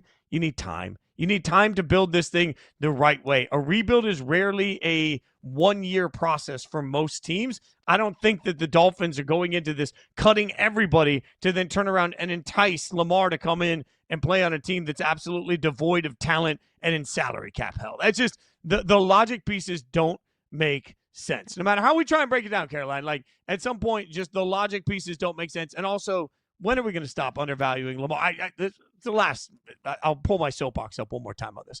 What would you have to offer Kansas City for Mahomes? What would you have to offer Buffalo for Josh Allen? What would you have to offer Cincinnati for Joe Burrow? I mean, Lamar is in that. You'd have to offer. I think even if you called today and said, I'll give you every draft pick I have for the next 4 years, the Ravens still say no to that because they don't have a quarterback without Lamar. And if you don't have a quarterback in the AFC, I don't know how you feel like you have a chance. I'm of the belief that everyone has a price, right? You might think something isn't for sale until you get blown away with an offer and you're like, you know what? Actually, I don't need this that much. But for those guys, Lamar's, Josh Allen's, the Mahomes, the Joe Burrows, some things just aren't for sale. Some offers just aren't going to be enough no matter how much they might blow you away. It's not worth it. 1,000%. All right, from teams trying to figure it out to the one team that has it all figured out, the Seattle Seahawks are Super Bowl champions. We'll talk to Brian Nemhauser next, figure out what it means for the future for the Seahawks.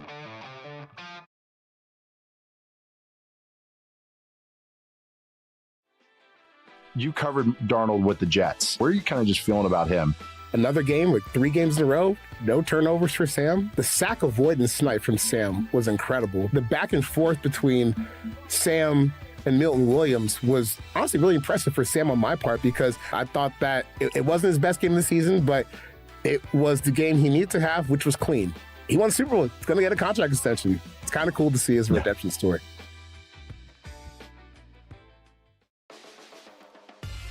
What was it like being at MSG? Like in the back, the locker room, like could you feel that it was a little different? It's a total different experience from being there as a spectator to actually being there backstage and all of that stuff. Total different experience. I was so tuned into my fight. I don't even think I was looking at the referee. I'm just there, just kind of just like looking down. I'm listening to what he's saying, but at the same time, I'm just thinking about the fight. I'm like, yeah, all right, y'all done? You ready? All right, yeah. All right, it's time to go. The Premier League has gotten so successful. Survival has become such a priority. Maybe that doesn't lead to the most like entertaining football match. The one thing that you want to avoid is having this like runaway first place team by Boxing Day, which happens more often than not. This has been, I would argue, a little bit more exciting this season. The entire mid-table is packed. Yeah. So as an Everton fan, I'm like, yeah, we in the mix. For Clippers fans, I just feel bad, Tom. I mean, I feel bad. It's always something with the Clippers. It's always something. And then, the year begins and the whole aspiration thing, and then the team sucks. And then they start winning and they make a run and they're in the play-in and the playoffs are ahead. And then this all happens. James Harden does it again. He asks for another trade. The NFL will have a Wednesday game to open 2026 with Rams 49ers in Australia being played either on Wednesday or Thursday. Whichever day the game doesn't take place, the Seahawks home opener will be on. I read this, and I don't know, it kind of rocked me, so I want to get some Seahawks perspective on this. Host of the Hawk Blogger, the #1 Seahawks podcast out there, his team just won the Super Bowl, yet they might not open the season. Brian Nemhauser joins us. Brian, I'm used to seeing Super Bowl champ opens the season. That's the way we do it. How do you read into the fact that they might decide to open with the Australia game instead? Yeah, I think it's pretty funny and fitting for a team that probably is going to be one of the most disrespected Super Bowl winners in recent history. If you weren't bored by the game, then you were probably a Seahawks fan, I guess. So I think the team will probably enjoy the fact that there's a little disrespect. But to be totally honest, Mike McDonald and everyone in that locker room, for the most part, just doesn't care. Like, they don't pay attention to that stuff. And I think Seahawks fans definitely will, though. I mean, I think the theme of that team is "We do not care," and that is also part of the title of your brand new book. Quote: "We did not care how the Seattle Seahawks silenced all doubts and became champions." Congratulations on the book. Congratulations on the Super Bowl. Incredibly exciting time in your life. So give us a little bit of background. What prompted you to write the book? Yeah, I mean, honestly, it was not something I was considering doing, but I was approached by a publisher and they were like, "Hey, let's see if we can get something done. And all you have to do is stay until like 1 a.m. at the stadium to finish writing your game story so we can get this thing published within a week." And yeah, I was the last person there, like turned the lights off on me as I was leaving Levi Stadium and had to shimmy my way between some locked gates to get out of there. But it was great, and the response has been fantastic. And honestly, this has just been a very easy team, easy organization to write about because I think Mike McDonald, John Schneider did it in a really unique way. The amount of low ego that's in that locker room and that organization for a sport and a profession that is full of egos, I think is really remarkable. And so being able to kind of tell their story and share it with as folks, I think is a pleasure. And so far, people seem to really be liking it. Brian, I was swaggy walking through this all offseason because on this show, I was very early on the Seahawks going to win the Super Bowl train. I'm just going to be honest. I was all in on this thing. That's great. When did you, covering this team incredibly closely, when did you realize, no, this is not the Sam Darnold of old. This is not the Seahawks. Like, the Seahawks deserve a different level of respect than they're getting.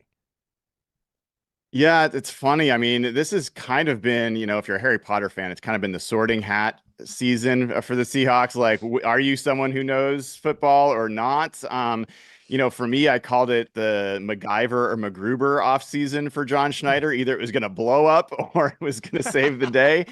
And so I kind of, for me, I think the moment that I really started to think this team was going to win the Super Bowl was after they beat the Houston Texans. Honestly, that was early on in the season where they were going to face the best defense that they'd faced, a defense that seemed custom tailored to be able to slow down that offense. Great play action, great under center defense, and also great cornerbacks to slow down JSN.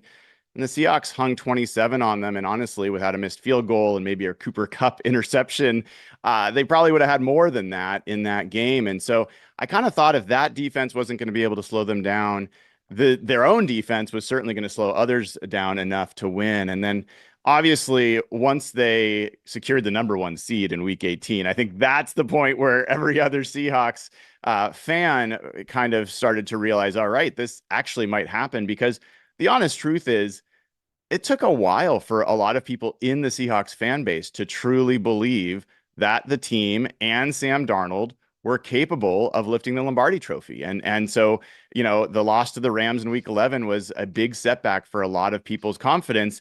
And the only way that they could really overcome that was to start beating rivals like the 49ers, and then eventually having to do it against the Rams for what was the second time in 3 games. And look, I know you and Seahawks fans everywhere are still living on cloud nine, still living in a championship bubble, and you should. You should be living in that bubble forever and ever and always. But without sports, there would be no next season. So let's look ahead to next season. Clint Kubiak takes the job with the Raiders, and Brian Fleury takes over as the offensive coordinator. That's the unique thing about the Seahawks team is Mike McDonald's going to have total and complete ownership of the defense. So the offensive coordinator needs to have total and complete ownership of that side of the ball. Trust level that Brian Fleury can do that, and concern level that there might be some drop off losing Clint Kubiak. Yeah, I'd be lying, Caroline, if I said I was, deep into my Brian Fleury knowledge. I've even reached out to people in around the 49ers organization that cover the team. I've talked to people around the NFL that know coaches and coaching staffs. There's not a lot of information about Brian Fleury. And I think where I think most people have to start is just Mike Macdonald's judgment. And while some people would say, hey, well, the first OC he hired was Ryan Grubb, and that didn't work out. It was a very unique situation, very late in the process. And he kind of had to take a trust fall with a guy that John Schneider knew a little bit in Ryan Grubb. His last hire with Clint Kubiak obviously worked out pretty well, and that was really his first chance to go through the process. Now he knows what his offensive identity is. He knows what he's looking for. They've built a roster around that type of offense. Outside zone, you've got Gray Zabel and Jalen Sandell and some of these lighter, quicker, faster offensive linemen. And so bringing someone in that's from that same tree, Mike Macdonald knows what he's looking for. He clearly had internal candidates that he could have chosen. He ends up going external, which means Brian Fleury really knocked it out of the park in the interview. And also, I think a hidden benefit of this is the Seahawks don't have to promote someone internally and then find their replacement this late in the season. So you still have Justin Outen as a run game coordinator. You still have Jake Peets as a pass game coordinator. You still have John Benton as the offensive line coach, and on and on. So I think there's a lot of stability in that staff. And the hope is Brian Fleury can combine all of that expertise into being a great play caller on game day.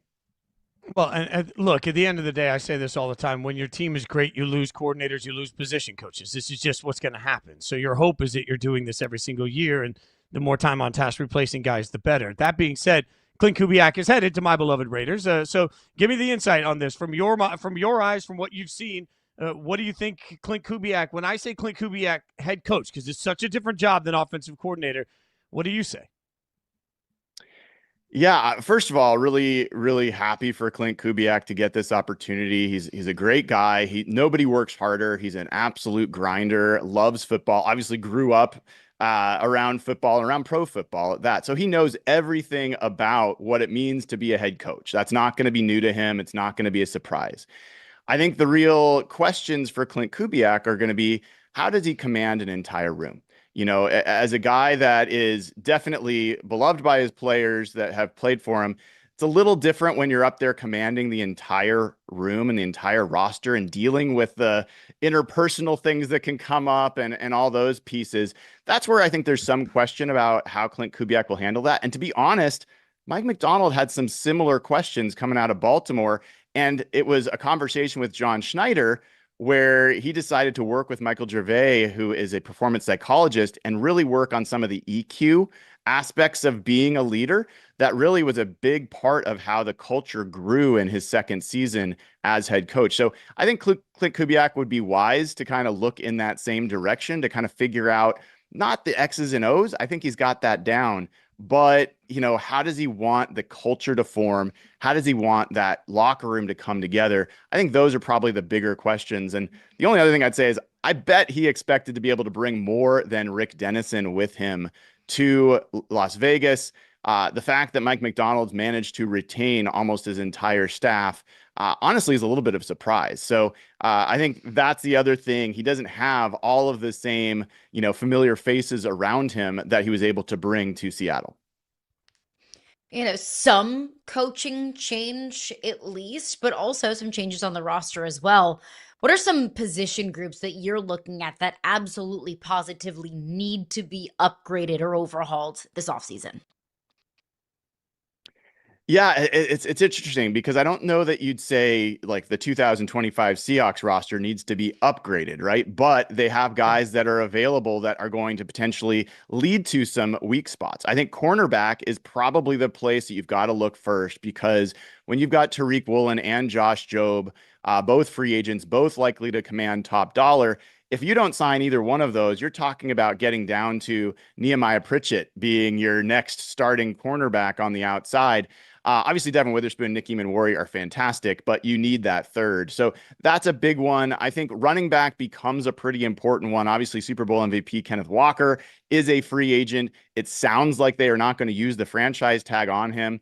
$14 million plus a year is probably not the spot that they want to start with that number.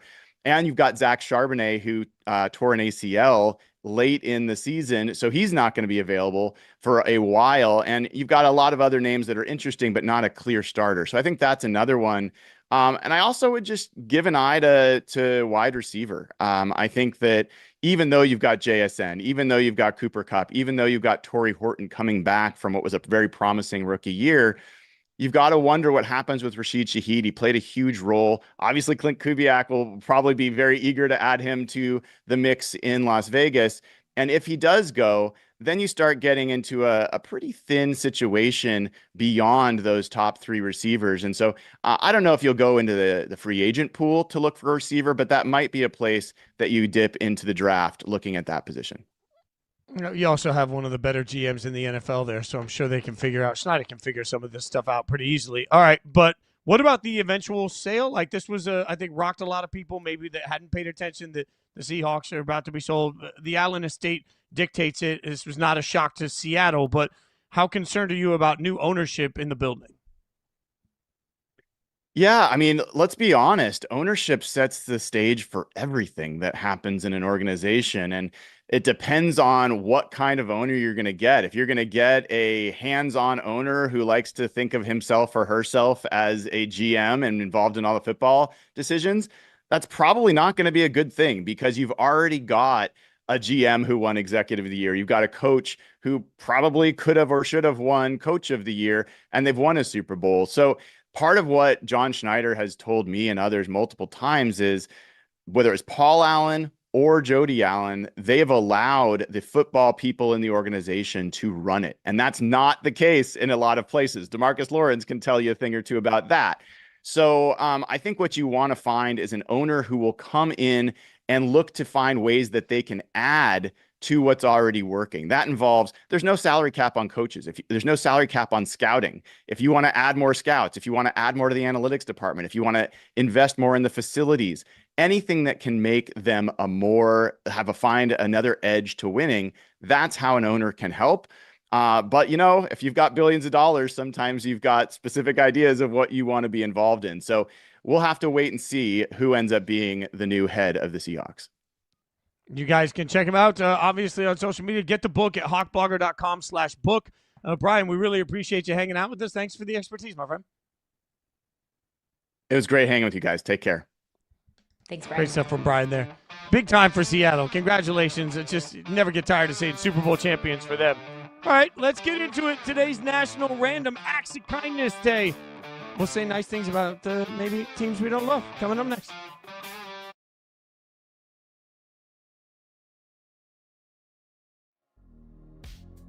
Who's the dream fight? Like, who's the final boss for you? Nyla Inoue. Yeah, that's the one. Yeah, I feel like he's the guy. What a freaking fight that would be. Yeah, that would be amazing. How far away do you think you are from this, like, maybe being a thing? I would say maybe a year. Yeah. Maybe just a year away. Yeah, it's the right dream there. to try to, like, get more belts so that entices him to come after you? Okay. 100%. He's going to get a wake-up call fighting a guy like me. And Kenneth Walker wins Super Bowl MVP. The way he's kind of molded his game to work for him has been fun, because it's such a hard turn from where he started. Sometimes it feels like a more dramatic version of like how Le'Veon Bell used to run the ball, how Le'Veon would stop and wait and see things open. But Le'Veon, like, he was hugging the ass of his centers and his guards. Kenneth is he's like step back so he can see the whole picture open up. And then when it hits, he's off. The Sixers, to me, are the biggest loser of the trade deadline. You get these middling picks for Jared McCain, one of your most promising young players, to duck the tax. Just a joke. If I'm a Sixers fan, I'm infuriated. The Sixers, losers this trade deadline. It's just so disappointing for Philadelphia, man.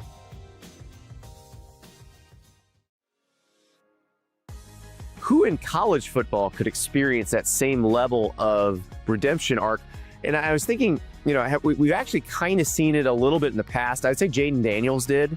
Remember when his teammates were like throwing his things out of his locker and talking trash about him when he left Arizona State, and then he goes and wins the Heisman at LSU? It was a little bit of a turnaround. I wonder what those guys are doing now.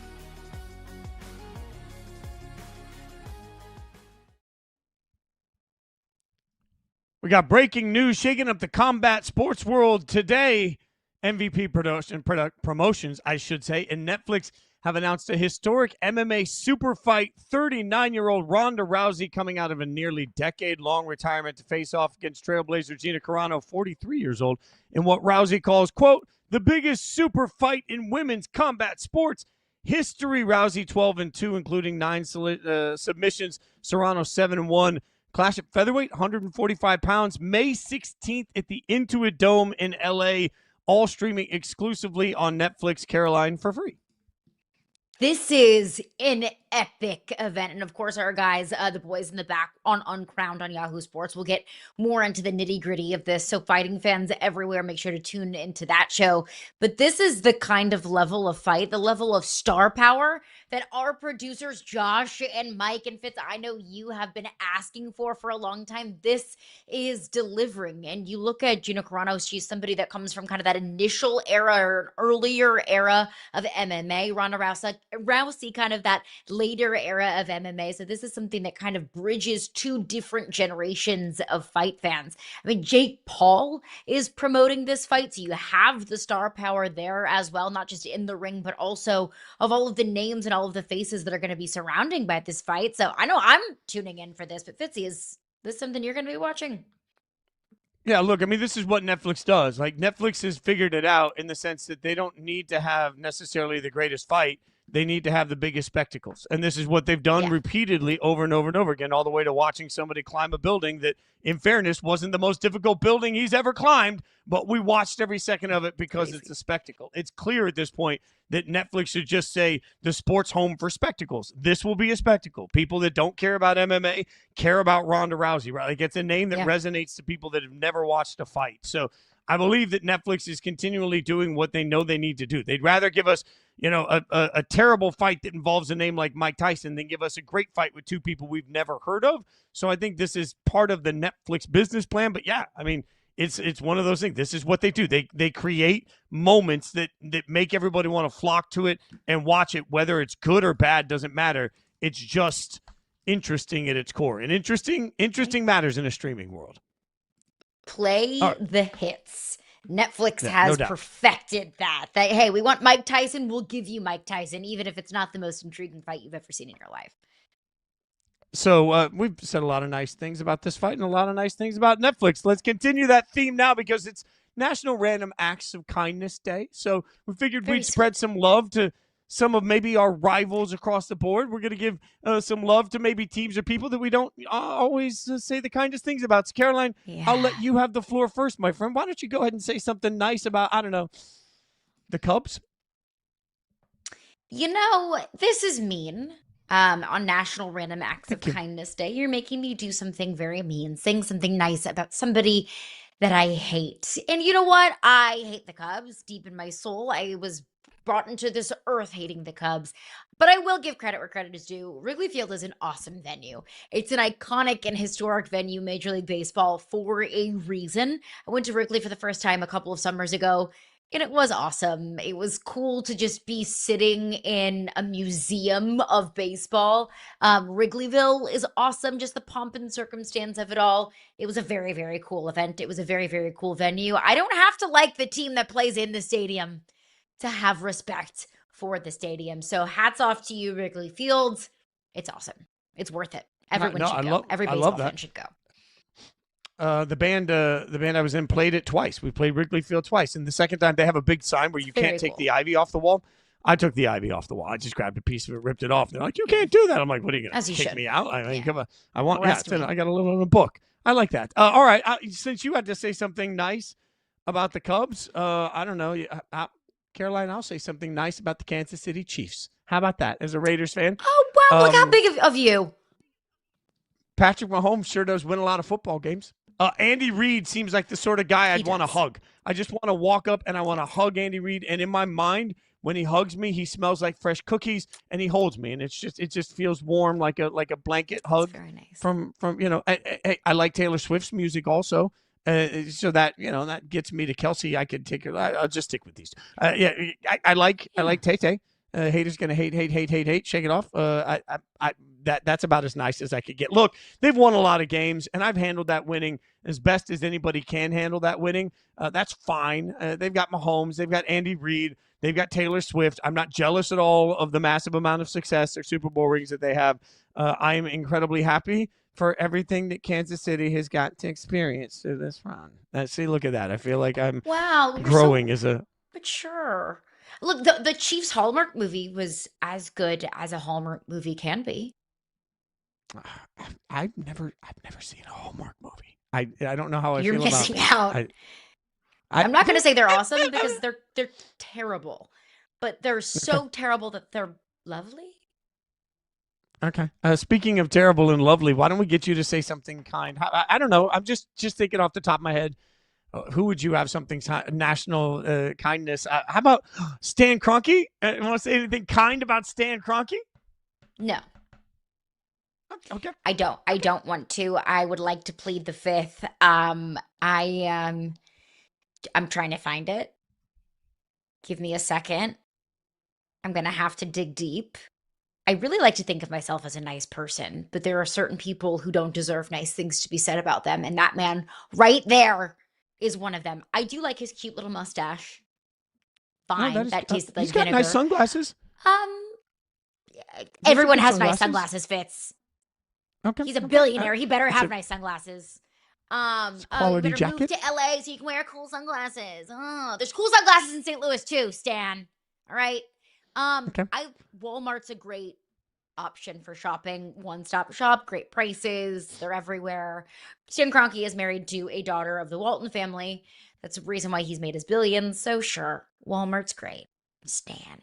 Okay. Stan. You know what? There's probably more Walmarts in St. Louis than there are in LA, Stan. Okay. All right. Now, all right. We put you to the test. I will allow you the floor. I will say something. You can tell me now. Who do I have to say something nice about? I'm trying to think about who you hate. We are both very jolly people. We don't have a whole lot of hate in our hearts, but you do, though. You do hate Adam Sandler.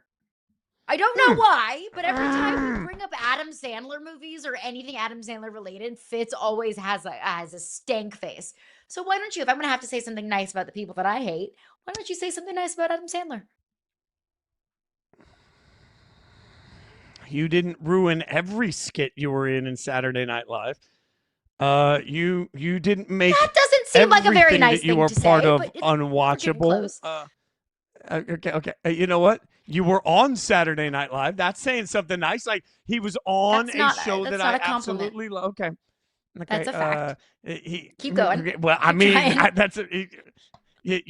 there are people that believe you are funny. How's that? Am I getting closer to there are people out there that might think that Adam Sandler is humorous? I don't keep trying. I don't there's just nothing. There's nothing. Your movies are trash. They're terrible. You have to. Every okay. Wait. In this picture particularly, I really enjoyed Tina Fey. How's that? Like is that close? We love Tina Fey. It wasn't. Okay, I don't hate your song parodies. How about that? Like I don't hate all of your song parodies. That's the Hanukkah song's a great the best song. I can do. Okay, great. We're getting really liberal with the usage of the word "great" here. Hanukkah doesn't have enough songs. How about this? I enjoyed Jimmy Fallon's impersonation of you. Is that? I feel like I've nailed it. I feel like I've said a lot of. Getting you know what? Warmer. You were part of a cast. Jury says no. You were part of it. You were part of a cast at Saturday Night Live that was very good. There we go. That's. Was he a good part of it, Fitz? You know what? When we have National Day of Kindness, we should take this second to just make sure that we give everybody the shout out on the show, because that's real kindness. You like how I just changed the subject right there? I couldn't do it. Doug and Hutton and Josh and Mike, everybody behind the scenes, they deserve the true kindness because they work really hard every day to make sure that Yahoo Sports Daily goes out without a single hitch. So we appreciate it. That's the best. That's the best I could do. I don't know. We're back tomorrow, 9 a.m. Waterboy's a classic. Waterboy was terrible. Sandler sucks. We'll be back tomorrow, 9 a.m. She's Caroline Fenton. I'm Jason Fitz. Thanks for watching Yahoo Sports Daily.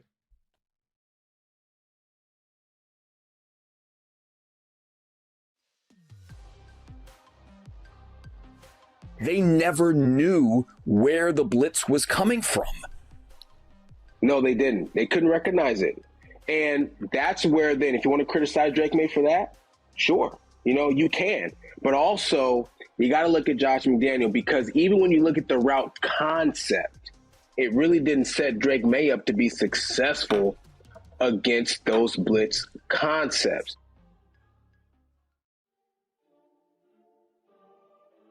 Because make no mistake, there are some absolutely outstanding players in this year's draft. But Flag, if you don't think he's special, I don't know what to tell you. I said it last year in my draft guide. There has not been another prospect with a higher floor with still an amazing ceiling than Cooper Flag. With Flag, the floor is just all-star. Pronouncing names correctly, you are the king of this. In Scotland, we have obviously our own pronunciations, and we would grow up hearing a lot of our Scottish towns said the wrong way, and so I think it's always been a little bit of a chip on the shoulder thing for me from that point of view. And I've always look, we all can't stand the English there. Yeah. No. You never said that, but we knew what you meant. New England has to look